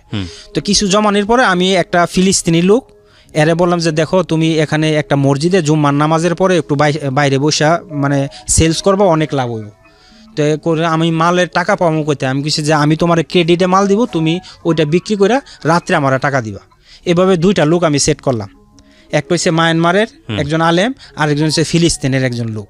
তো তারা একজনের আমি ধরেন 150 টাকার মাল 300 টাকা মানে পুঁজি করে আমি লাভ দিলাম আরো 150, এভাবে 300 টাকার মাল দিলাম, যে বললাম দেখো এই মালটা আমি তোরা টোটালি বাকি দিলাম, তুমি 300 টাকার মাল নেও। তা আমার পুঁজি হচ্ছে 150, কিন্তু আমি লাভটা দইরা 300 টাকা হিসাবে দিয়ে দিচ্ছি। এভাবে মায়ানমারের একজনকে দিলাম। তো 2জন লোকে গেল। আমিও শুক্রবারে কি করি যে মাটির কাগজ আছে না, কাগজ মসজিদের পাশে আমি কাগজ একটা কিনে নিই, মসজিদের পাশে জুম্মার আগে, জুম্মার খুতবার 1 ঘন্টা আগে আমি ওই জায়গায় মানে গেটের বাহিরে আমি বিছাইয়া বিক্রি করি। তো আমি ওই যে আতর বিক্রি করতাম ওই জায়গা থেকে আইনা বিভিন্ন জায়গায় সাপ্লাই দিতাম, ওই আতর আমিও কিছু বিক্রি করি এবং এদেরকে এই বুদ্ধিটা দিই, এই দুইজনকে। তো এরা রাত্রেও আসে, আমিও রাত্রে যাই, তখন আমাদের কাছে কিছু পুঁজি হয়। আমি ধরেন এদেরকে 1-2 মাস এভাবে কাজ করাই, পরে এদের লাভটা থেকে আমারও একটু লাভের অংশ বাড়লো। পরে আমি কি করি প্রত্যেক শুক্রবারে আমি ওই জায়গায় বিক্রি করি ওই যে জুম্মার আগে, তখন 500-600 রিঙ্গিট পার ডে আমি বিক্রি করতে পারতাম। আচ্ছা। পরে আস্তে আস্তে আমার টাকা বাড়তে থাকে। হঠাৎ করে একদিন আমার এক বন্ধু বলতেছে, দেখো তোমার তো ঘর নাই, রুম নাই, তুমি যেহেতু তোমার অনেক মাল, এগুলি রাখবা কিভাবে? তো ফাঁকে একদিন আমি ধরেন যে এই যে মাল কিনছি, তো আমার কাছে তোমার একটা সিকিউরিটি কাজ আছে, যেমন তুমি একটা ক্লিনিক 24 ঘন্টা খোলা থাকে, এই ক্লিনিকের দারোয়ানের কাজ নাও। পরে আমি দারোয়ানের কাজ ওই লোকের সহযোগিতায় নিলাম। ওইটার বেতন ছিল 800 রিঙ্গিট মালয়েশিয়ান টাকায়। আচ্ছা। পরে আমার কই যাই হোক, আমার তো থাকার একটা জায়গা হয়েছে, তো ওইটার মধ্যে একটা রুম ছিল, ওইটার মধ্যে আমি আমার পোশাক চেঞ্জ করার মতো জায়গা, তো ওইটার ফাঁকি দিয়ে আমি একটা আমার ব্যাগ রাখা দিছি ভিতরে। তো আমি কি করতাম, এই যে রাত্রে ওই সিকিউরিটি কাজ করতাম, দিনের বেলা এই যে সপ্তাহে 6 দিন বিভিন্ন জায়গায় মার্কেট করতাম, বিভিন্ন ইসলামিক আইটেম দোকানে আমার ওই স্যাম্পলটা দিতাম। আচ্ছা। এরপরে অর্ডার হইলে ওই অর্ডার অনুযায়ী ওই পাইকারি দোকান থেকে মাল আনিয়ে এদেরকে দিতাম। বিভিন্ন যেমন তসবি, চাইনা আইটেম যা আছে, ওই জায়গা থেকে, ওই পাইকারি জায়গা থেকে নিয়ে বিভিন্ন ইসলামিক মানে আউট স্টেশনের যে দোকানগুলি এদেরকে দিতাম। দিয়ে আস্তে আস্তে টাকা হইতেছে। আর রাত্রে আমি ওই সিকিউরিটির কাজ করি, কারণ সে দিনের বেলা আমার রুম নাই, আমি কোথায় থাকবো? তো ওইটার মধ্যে রাত্রে গিয়ে সেটা গোসল করি, জামাটা চেঞ্জ করি, ধুইয়া ওই জায়গায় করি, যেমন এটা আমার একটা ছোট রুমের মতো। কিন্তু আমি ওই জায়গায় রাত্রে সিকিউরিটি কাজ করি। ফাঁকি দিয়ে আমার এক লোকে বলতেছে, ভাই তুমি তো এই সিকিউরিটি কাজটা করো, কিন্তু একটা কাজ আছে, তুমি ট্যুরিস্ট ঘুরাইবা। যে বাংলাদেশে অনেক ভিআইপি লোক, যেমন মন্ডল গ্রুপ অফ কোম্পানি, ওনার 40,000 লোক ছিল আরো 3 বছর আগে শুনছি। তো ওনারা কয়েকজন শিল্পপতি ওই জায়গায় সেকেন্ড হোম করছে। তো ওনারা বলতেছে যে ওনারা একটা বিশ্বস্ত লোকের দরকার যারা ড্রাইভিং করে ঘুরাইবো। তো তুমি তো ড্রাইভিং ভালো পারো, তুমি এই কাজটা করো। তো মাঝে মধ্যে করতাম, দিনের বেলা এদেরকে ঘুরাইতাম, আর যেদিন এর কাজটা না থাকতো আমার পার ডে আর 200 রিঙ্গিট দিত। তো ওইটা করতাম। এরপরে ফাঁকে যেদিন এদের কাজ নাই, এদিন আমি সাপ্লাই করতাম, আর রাত্রে সিকিউরিটির কাজ করতাম। এবং রাত্রে মাঝে মধ্যে যে ক্লিনিকের যারা নার্স ছিল, এরা খুব ভালো আমার ভালোবাসতো, কইছে যে না ওই যে কিছু খাবার নিয়ে আসো, এইগুলি আমি এরা একরাম করতাম। তো হঠাৎ করে আমাদের ইজতেমা, তাবলিগের ইজতেমা ওই দেশে মানে আছে, ওই দেশে আবার তাবলিগের ভালো একটা মানে ঘাঁটি। তো ওই দেশে একটা ইসলামিক তাবলিগের ইজতেমা শুরু হইলো বিভিন্ন জায়গায়, বিভিন্ন ডিস্ট্রিক্টে। তো ওইটার মধ্যে যে আমি যে টাকা টোকাগুলি গুছাইলাম, কিছু মাল ইয়ে করলাম এবং বিভিন্ন জায়গায় সাপ্লাই দিলাম। তো সাপ্লাইয়াররা আমাদের কিছু মাল দিল আমারে। আচ্ছা। তো ফাঁকে আমি এই মাল নিয়ে এই যে বিভিন্ন মালয়েশিয়ার বিভিন্ন ডিস্ট্রিক্টে আমি ঘুরলাম। ঘোরার পরে আমার কাছে প্রায় 1,60,000 রিঙ্গিট হয়ে গেল। এই যে বিভিন্ন স্ট্রাগল করতে করতে যে টাকা জমাইলাম, রাত্রে সিকিউরিটি কাজ, দিনের বেলা মার্কেটিং, এবং 1,60,000 টাকা মানে হচ্ছে ওই রিঙ্গিট মানে হচ্ছে বাংলাদেশি টাকায় কত টাকা? ধরেন যে 1 লাখ রিঙ্গিটে যে 20 লাখ 21 লাখ টাকা।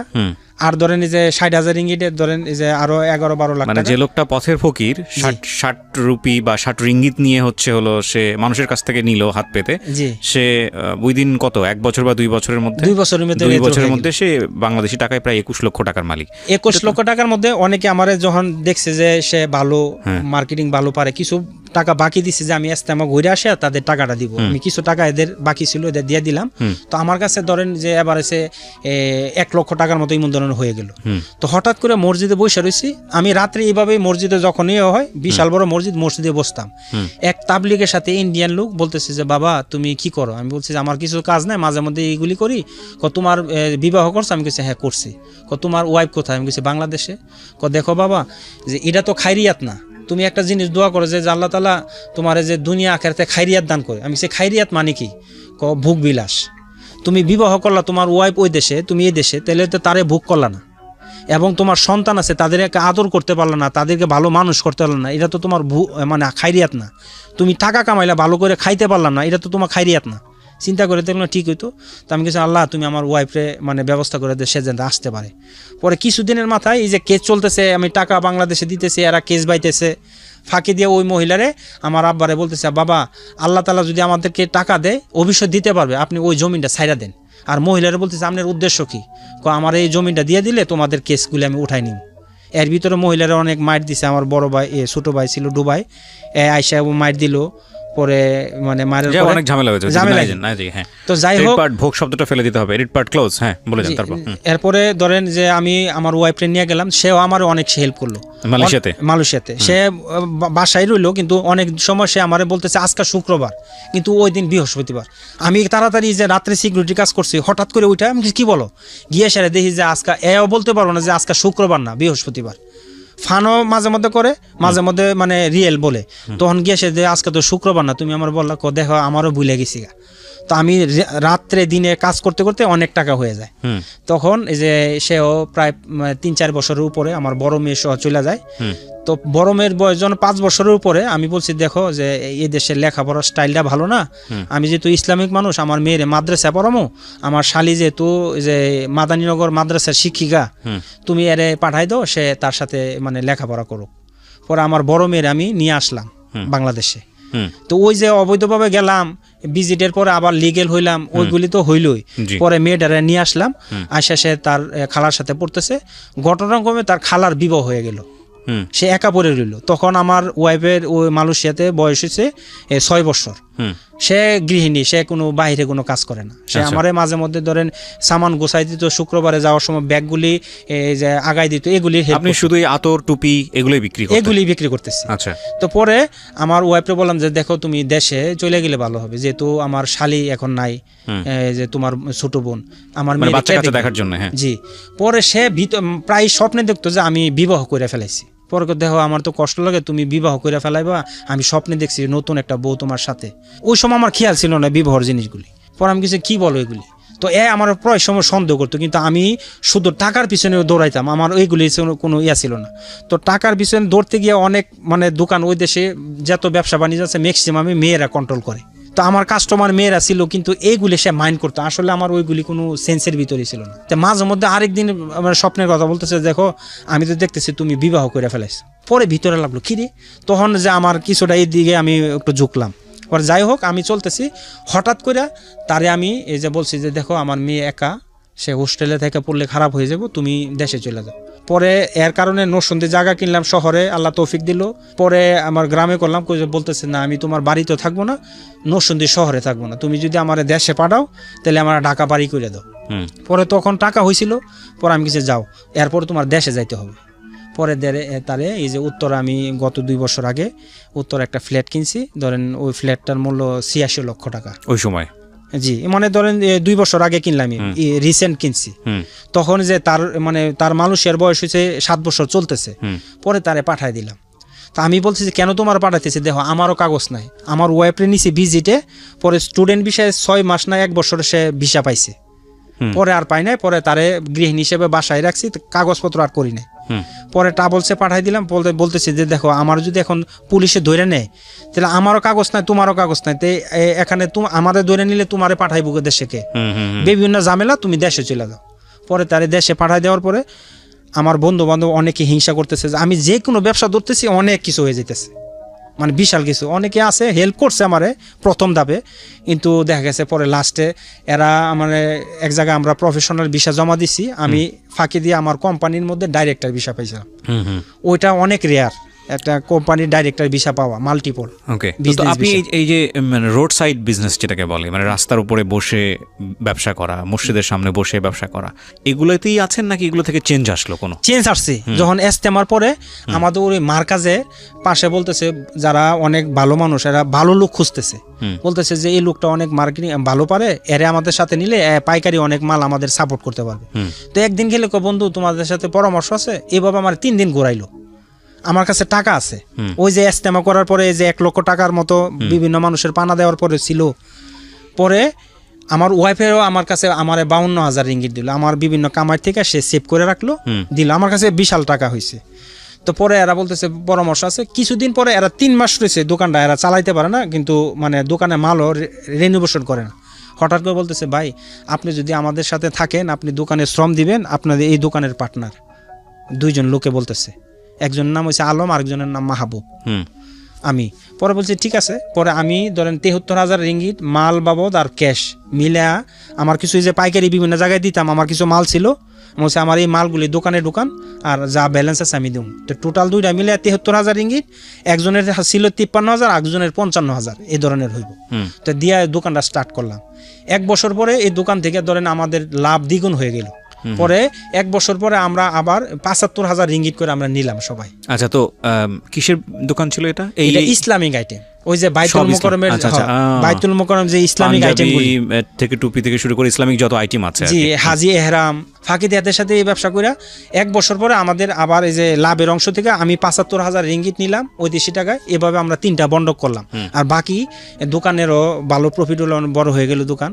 পরে কি করলাম যে আমি দেখতেছি যে দেখেন যে আমার যদি দোকানে আটকায় রাখেন তাহলে তো আমি যে আমার ওই দোকানটা আমি মাঝে মধ্যে শুক্রবারে গিয়া করি, কিন্তু ওনারা বলতেছে আপনি দোকানে থাকেন। দোকান থেকে আমার বেতন দিত 1500 রিঙ্গিত, ওই শেয়ারের একটা অংশ পাইতাম, মাসে 1500 রিঙ্গিত পাইতাম। কিছুদিন থাকার পর আমি কইছি যে দেখেন আমার তো ফ্যামিলি আছে, আমার মান্থলি খরচ আছে ধরেন 2500 রিঙ্গিতের উপরে, তাহলে 1500 রিঙ্গিত পাইলে তো আমার পুষতেছে না। তা আপনি কি করেন যে আমি শেয়ারের একটা অংশ আছে, কিন্তু আরো 2টা স্টাফ লইয়া সাথে রাখেন, কিন্তু আমি দোকানে চাকরি করতে পারবো না, আমার একটা শেয়ার থাকুক। পরে আমি বাইরে গেলাম, বাড়িয়ে যাওয়ার পরে ওই দোকানের মাঝে মধ্যে পাইকারি মাল দিতাম, আমার দোকানে আমি পাইকারি মাল দিতাম, বছরে আমি ওদের থেকে লাভ নেই, এখনো আছে আমার দোকানটা। আচ্ছা, পরে আমি শহরে গেলাম গা, যেমন ওইটা হচ্ছে ধরেন যে যেমন কাকরাইল মসজিদ আর ওই যে চকেট অনেক দূরে না, তো শহরে মেন শহরে গেলাম। যাওয়ার পরে একটা মার্কেটের ভিতরে দোকান নিলাম, নেওয়ার পরে তেমন না প্রফিট না। আমার ছোট বাইরে এর ফাঁকে আমি একে একে মানে স্টুডেন্ট বিষয় 5-7 জন লোক নিয়ে গেলাম গা বাংলাদেশ থেকে বিভিন্ন ধাপে, কেউ স্টুডেন্টে কেউ ভিজিটে, এভাবে নিয়ে আমি যে করলাম। তো প্রথম ধাপে তো ধরেন আমি যে সময় সালাতে মাল বেশি যে কাগজের মধ্যে, তখন তো তাদেরকে বেতন দিতে পারি নাই। তাদের তোমরা এই যে কেউ বিল্ডিং কনস্ট্রাকশনের কাজ করতেছে, ফাঁকে দিয়ে আমি বলছি আচ্ছা ঠিক আছে। পরে যখন আমার সুবিধা হলো সবার একে একে আমার দোকানের দিকে নিয়ে আসলাম। এই যে ওই দোকানের মধ্যে একদিন বেচতেছে না, আমার ছোট ভাই বলতেছে দেখ তুই যে মসজিদের দোকান আমার দরকার নাই, যেটাতে সালাতে বিক্রি করতাম ওইটার মধ্যে আমি একটা দোকান পাইলাম, ওই মসজিদের লোকের আমার দয়া করে দিল যে বাবা তুমি এখানে দোকানদারি করো। তো ওইটা 350 রিঙ্গিত বেতন ভাড়া ছিল, কিন্তু আমার যে দোকান যে ইসমাইলি ওইটার মধ্যে 7000 রিঙ্গিতের মতো ভাড়া, 7000 রিঙ্গিত ওই যে শেয়ারের দোকানটা। তো মসজিদের ওই দোকান আছে, আমার ছোট ভাই বলছি তুই যে তুই করস তুই আমার পাইকারি দোকানে আয় না। একদিন একটা কাস্টমার হইলো, ওই কাস্টমার কাছে প্রায় আমি 87,000 রিঙ্গিটের মাল বিক্রি করলাম। তো এমন দিন হয় যে ওই যে পাইকারি দোকান যে জায়গায় নিছি ইসলামপুরের এরিয়ার মতো, ওই জায়গার মধ্যে আমি বিক্রি করতে পারি না। এমন দিন দেখেছে 300, 200, 100 এই ধরনের। আচ্ছা, তা আমার দোকানের ভাড়া হচ্ছে 4000 রিঙ্গিটের মতো। তো পরে হঠাৎ করে যখন একদিন 87,000 রিঙ্গিট বিক্রি করলাম, তখন আমার ছোট ভাইরে গালি দিলাম যে তুই তাড়াতাড়ি ওই জায়গার দোকান বন্ধ কর, দেখ এখানে এমন পাইকারি এক জায়গা, এমন দিন যে 100 টাকা বিক্রি হয়, এমন দিন 87,000 রিঙ্গিট বিক্রি করছি, তুই ওই জায়গার দোকান কর। পরে অনেক রাগারাগি করে ওই দোকান আমার অন্য একটা লোকের বেতনে রাইখা আমার ছোট ভাইরে আমার ওই যে পাইকারি জায়গায় নিয়ে আসলাম। ওইভাবে চলতেছে। হঠাৎ করে আমার এক লোকের আমি ব্রোকার, ওনার বলতেছে ভাই ভালো একটা পজিশনে মেন রোডের সাইডে যদি কোনো দোকান থাকে আমার দোকানে আপনি আমার একটা দোকান দেন, আমি ভাড়াই নিব। আচ্ছা, তো এরপরে 2 দিন পরে ওই লোকে বলতেছে যে এই দোকানটা ভাড়া দিব। তো মালিকের কাছে গেছি, পরে আমার পোশাকটা তেমন সুন্দর না, উনি বলতেছে এই লোকটা ভাড়া নিবে না না না না তা বলে ইউ তোকা লাইন এই কথা বলতেছে। পরে আমার দেখে বলতেছে যে এটার ভাড়া তুমি কি দোকান নিবা, আমার কথা বলতেছে। পরে আমি কিছু হ্যাঁ নিব। দোকানের ভাড়া কত বলতেছে 18,500 রিঙ্গিত মান্থলি ভাড়া। 18,500 মানে অনেক টাকা। পরে আমি কিছু আমি নিব, এটা কই সেটা রাত্রে আসছি। পরে আমার ঘুম হয় না, আমি রাত্রে এত টাকা ভাড়া আমি কিভাবে দেব, ওইটা হচ্ছে চিন্তা আমার। পরে আমি ওনারে এর পরের দিন বলছি যে বাবা আমি তো এটা দোকানটা নিমো, তো আমি 2 মাসের ভাড়ার টাকাটা আমি ডিপোজিট দিই আপনারে, 2 মাসের ভাড়ার চেকে ডিপোজিট দিই, আর বাকি 1 মাসের টাকাটা আমি ক্যাশ দিই। পরে উনি ইনসাল্ট করতেছে, আরে এর লোকে কীভাবে নিব, হ্যাঁ 3 মাসের ডিপোজিটই দিতে পারে না, সে এই দোকানের ভাড়া মানে কীভাবে দিব। পরে ওই ভুরকারে বলছে না এরা সরা এরা না অন্য লোক নিয়ে। এরপরের দিন গিয়ে কইছে যে দেখেন আমি টাকা ক্যাশই দিব। রাত্রে ঘুমাইতে পারেন না টেনশনে কি করবো, কিন্তু পজিশনটা সেরকম ছিল।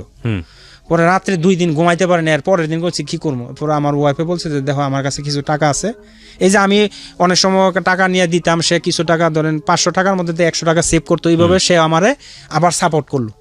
ওই জায়গার মধ্যে অনুমানে ধরেন এই যে 35,000 রিঙ্গিতের মতো সে কিছু দিল, আমার কাছে কিছু ছিল। এরপরে আবার এর পরের বছর আবার একটা ইস্তেমার প্রোগ্রাম আসলো। আচ্ছা, ওই জায়গায় বিক্রি করার পরে এমন ধরনের 1,60,000 রিঙ্গিত এমন ধরনের আসলো। পরে এই জায়গায় আমি পুরা ইস্তেমা করার পরে যে কিছু বেশি কিছু মাল ছিল না, ওভার মাল, ওইটা দোকানে করলাম। তো আমি ওনারা বলছি যে আমি 1 সপ্তাহের ভিতরে প্রথম 1 মাসের ডিপোজিট দিলাম, 2 মাসের টাকা আমি বলছি যে 10 দিনের ভিতরে টাকাটা দিব। এই কথা বইলা আমি রিনোভেশন করে তাড়াতাড়ি ঢুকে গেলাম দোকানে। তা মাল কিছু ছিল এবং যারার কাছ থেকে আমি অল্প অল্প পাইকারি নিতাম, এরার সাথে যে একটা আন্ডারস্ট্যান্ডিং হয়েছে, এরা আমার কিছু টাকা বাকি দিল। এবং পাইকারি এরিয়াতে যারা ছিল কিছু হিংসামি করে কিছু টাকা মানে মাল দেয় না আমারে। এরা ভাবতেছে যে ভবিষ্যতে সে আমার কম্পিটিশন হয়ে যাব, আমার সমপর্যায় হয়ে যাব। তো আমি যে পাইকারি এরিয়াতে যে আশেপাশে দোকান ছিল এরা অনেকে মাল দেয় না, তো আমি কি করতাম অনেক দূরে থেকে মাল নিয়ে আসতাম। তো পরে ওই জায়গার মধ্যে আল্লাহ তাআলা এমন একটা বরকত দিয়ে দিল, পার ডে আমি 10,000 12,000 রিঙ্গিত সেল করতাম ওই দোকানে। মাশাআল্লাহ। তো এমন হয়েছে দেখা গেছে মাসে 3 লক্ষ রিঙ্গিত এভারেজে হয়ে যেত। তো দোকানের ভাড়া ছিল 18,500। 3 লক্ষ টাকা হচ্ছে আপনার 3 লক্ষ রিঙ্গিত সেল, তো না আপনার এটা প্রফিট? 3 লক্ষ ringgit sale, per day sale. আচ্ছা, ধরেন মাসে সেল হয়েছে 3 লক্ষ, একদিনে ধরেন যদি এভারেজে 10,000 হয়েছে, 15,000 12,000 10,000-এর মতো প্রফিট থাকতো। কত 3 লক্ষতে? 3 লক্ষতে প্রফিট মনে করেন ধরেন 1 লক্ষ রিঙ্গিটের উপরে। তো আপনার টেনশন কি? জি, তখন আমি আস্তে আস্তে করার পরে আমি কিছু না, দোকান আরো বাড়াইতে হবে। পরে যে যারা একে একে বিভিন্ন জায়গায় আমি বেতন দিয়ে রাখতে পারি না। ততদিনে কি আপনার এই প্রোডাক্টগুলো নিজের কোন একটা ব্র্যান্ড নেম দাঁড় করিয়েছেন? না, দাঁড় করাইতে পারি না। দাঁড় করতে পারেন না? তো পরে আমি কি করতাম, আমার একটা কাজ ছিল ওই যে এই যে অল্প কিছু স্যাম্পল নিয়ে বিভিন্ন জায়গায় ঘুরতাম, এদেরকে আবার আমি কার্ড বিলি করে দিতাম যে আমি একটা দোকান দিছি আমরা এই জায়গায়। আমাকে আজকে আপনি যখন এসেছেন স্টুডিওতে, আপনি আমার জন্য 2টা জিনিস নিয়ে এসেছেন। একটা হচ্ছে আপনি যে পাঞ্জাবিটা পরে আছেন এরকম একটা পাঞ্জাবির মতো জিন্সের একটা পাঞ্জাবি, আর একটা হচ্ছে লুঙ্গি। এটা যে ব্র্যান্ড নেম দেখতে পাচ্ছি আল সালাম, এটা কার? এটা আমার ব্র্যান্ড, এখন হইছে আচ্ছা আচ্ছা, আলহামদুলিল্লাহ। পরে আমি তো ধরেন যে ওই লোকে করতেছে, হঠাৎ করে এক লোক ওই যে শিল্পপতি 3 জনের ঘুরাইতাম আমি, যে বাংলাদেশের মন্ডল গ্রুপ অফ কোম্পানি আপনি দেখবেন, তার আন্ডারে 40,000 লোকের উপরে কাজ করে। এবং একজন আছে যে গ্রিনটেক্স গ্রুপ, আরেকজন আছে ইউনাইটেড কমার্শিয়াল ব্যাংকের ডাইরেক্টর, উনি যে সবুর শেখ, সালাম শেখ, এরা 3-4 জন ওই জায়গায় সেকেন্ড করছে। একজনের আমি বললাম যে বাবা আমি তো মার্কেটিং করি, আমার একটা যদি প্রোডাক্ট আপনারা দয়া করে করতেন, আমার একটু হেল্প করেন। কি হেল্প? আমি কিছু দেন, আমি একটা পাঞ্জাবি ইন্ডিয়ান আইটেম, ওই পাঞ্জাবিটা আমাদের বাংলাদেশের স্টাইলে সেম কপি করে দিবেন, কিন্তু ওই ব্র্যান্ডটা ছিল আলমাস, আমার ব্র্যান্ডটা আমি দিব আল সালাম। তো ওনার নাম ছিল সালাম শেখ। আমি বলছি দেখেন আমি ওই ব্র্যান্ডটা আপনার নামের উপরে করব, যেহেতু আপনি সালাম শেখ, উনি আলমাস, ইন্ডিয়ান যে ব্র্যান্ডটা এটা হচ্ছে আলমাস, পাঞ্জাবির জন্য ওইটা নাম্বার 1 এখন। পরে বলছি ওইটার আদলে সেম কাপড়ে থাকবে, কিন্তু আমাদের লোগোটা থাকবে সেম আমাদের নামের উপরে, কিন্তু ওইটা করেন। পরে উনি বুঝতে পারছে, পরে বলছে যে ঠিক আছে আমি করে দিব না। তারপরে উনিও আমারে প্রায় কত মনে ধরেন 1 কোটি টাকার মতো মাল আমারে দিছে। বাবা! তো 1 কোটির মতো মাল দিছে, কিন্তু উনি প্রথম বিশ্বাস করতে পারে নাই। উনি কি করছে যে মালটা ওনার বাসায় রাখছে, বলছে বাবা তুমি দেখো 10,000 এই যে তুমি 10 কার্টন মাল, এটা টাকাটা পেড করার পরে 10 কার্টন মাল নেবে, এইভাবে নিতে থাকবা। তো পরে উনি আমার বলছে কথা, কিন্তু যে কথা হয়েছে এইভাবে, কিন্তু উনি মাল পাঠাইছে আমার ঠিকানা, আমি মালটা বলছে আচ্ছা ঠিক আছে তুমি তোমার বাসায় নিয়ে যাও। তো উনি আমার বাসায় আমি নিয়ে গেছি, ওনার বাসায় আর রাখে নাই। তো এইভাবে চলতেছে, একটা আইটেম আমার হয়ে গেল, কিন্তু আল সালাম নামে। তো এইভাবে করতেছি, হঠাৎ করে উনি বলতেছে যে বাবা যে এই মালটা আগে আমার দিত 17 টাকা 18 টাকা, উনি বলতেছে 22 টাকা করে দিবে। এরপরে দেখো বাবা তুমি পেমেন্টটা অনেক লেট করে দাও, কিন্তু ওই দেশে ইন্ডিয়ান লোকেরা অনেক বাকি দেয়, 6 মাসে ঘুরা ওই টাকাটা তুলতে হয়। তো উনি যে ওই যে 1 কোটি টাকার একটা বাকি দিল, আমি ওনারে পেমেন্ট দিছি, আমি বলছি দেখেন আমার পাসপোর্ট ফটোকপি দিয়ে আমি কোনো আপনি টাকাটা মাইরা দিব না, কিন্তু লেট হইতেছে।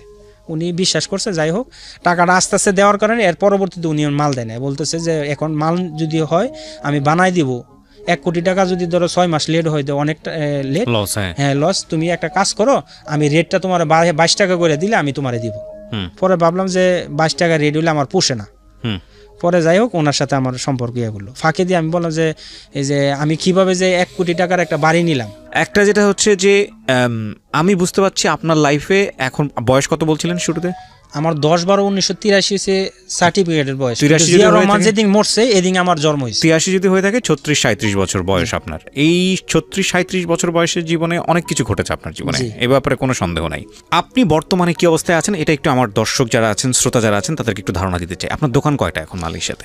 আমার দোকান 7টা দোকান ছিল, রমজানের পরে আমি 2টা দোকান ক্লোজ করছি। মানে 5টা দোকান আপনার? 5টা দোকান আমার নিজের, একটা দোকান শেয়ারে আছে, একটা ফ্যাক্টরি আমার নিজের মালয়েশিয়ায়। আপনার নিজের ফ্যাক্টরি হয়েছে? জি ফ্যাক্টরি। কতজন কর্মচারী কাজ করে আপনার এই দোকান আর ফ্যাক্টরি সবকিছু মিলে ধরেন যে 25 জনের উপরে হবে। মানে 25 জনের ফুল টাইম এমপ্লয়ি? জি। এবং এদের বেতন, এদের পরিবার, সমস্ত কিছু আপনার এই ফ্যাক্টরি, আপনার উপর নির্ভরশীল। তাহলে চিন্তা করে দেখেন, যে লোকটা মসজিদের সামনে এক ধরনের ফুটপাতই তো বলা চলে, ফুটপাতে বসে আতর, তসবি, বাংলাদেশে অনেকেই এরকম বিক্রি করেন, টুপি বিক্রি করতো, সে লোক হলো মালয়েশিয়াতে একটা ফ্যাক্টরির মালিক। আচ্ছা, এটা হচ্ছে একটা বিষয়। শেয়ার আর একটা ফ্যাক্টরি আছে। আচ্ছা, আমি জানি আপনার অর্থ সম্পদ আছে এবং এটা আরো বাড়বে ইনশাল্লাহ। আপনি একটু যদি আমাদেরকে একটা ধারণা দেন যে 60 রিঙ্গিত আপনাকে কোন একজন লোক সাহায্য করেছিল, ওটাই ছিল মূলত আপনার পুঁজি মালয়েশিয়াতে। তার আগ পর্যন্ত আপনার টাকা এসছে গেছে, দৌড়দৌড়ি করেছেন, সেটা একটা অন্য হিসাব। এই 60 টাকা থেকে আপনার এখন আর্থিক সম্পত্তির পরিমাণ এখন সবকিছু মিলিয়ে কত? ধরেন যে মালয়েশিয়াতে আমার 3 কোটি টাকার উপরে আমার রানিং ব্যবসা। জি, রানিং ব্যবসা আছে। তো যে বাংলাদেশে নারায়ণগঞ্জে একটা ব্যবসা করছি, আমার এই যে নারায়ণগঞ্জে ব্যবসা শুরু করেছেন, নারায়ণগঞ্জে একটা ফ্যাক্টরি দিয়ে দিয়েছেন। তার মানে সবকিছু মিলে আপনি 3 থেকে 4-5 কোটি টাকার আপনার বাংলাদেশ এবং মালয়েশিয়া মিলে এখন বিজনেস। আপনি আজকে 37 বছরের এই গল্পটা আপনি আজকে রেডিওতে কেন বললেন? কারণ হচ্ছে আমি যে কষ্ট করে করছি, সৎভাবে যদি কেউ অর্থ উপার্জন করে, আল্লাহ তাআলা কোনো না কোনো ভাবে তার উপরে তোলে। আমি যদি আপনাকে সেই ছোটবেলায় ফিরে নিয়ে যাই, যে লোকটাকে, যে ছেলেটা মাথায় টাক করে উঁচু জুতা পরে ওই সালমান শাহর ছবি দেখে সে ওই স্টাইলে চলার চেষ্টা করতো, এবং যারা মনে করতো যে একে দিয়ে জীবনে কোনোদিন কোনো কিছু হবে না। ম্যাট্রিক পাশও করতে পারেননি আপনি। ম্যাট্রিক তো না, ওই সময় এসএসসি ছিল, ইন্টার পাস করতে পারেন নাই। তো আপনি ফেল করলেন, এবং ফেল করার পরে মোটামুটি আপনি ঢাকা শহরে আসলেন, একটা ছন্নছাড়া জীবন, এবং সেখান থেকে হলো কোনো একটা জায়গায় মারামারি বা ধরাধরি কোনো একটা কিছু হলো। তারপরে বাবা নিয়ে গেল সৌদি আরব। সৌদি আরব থেকে আপনি সৌদি আরবে গিয়ে আপনার দাড়ি কাটতে হলো, সেটা আপনি সহ্য করতে পারলেন না, যে কারণে আপনি আসলেন বাংলাদেশের রিটার্ন আসলেও বাংলাদেশ থেকে আবার মালয়েশিয়াতে গিয়েও এক ধরনের ভিখারির মতো জীবন।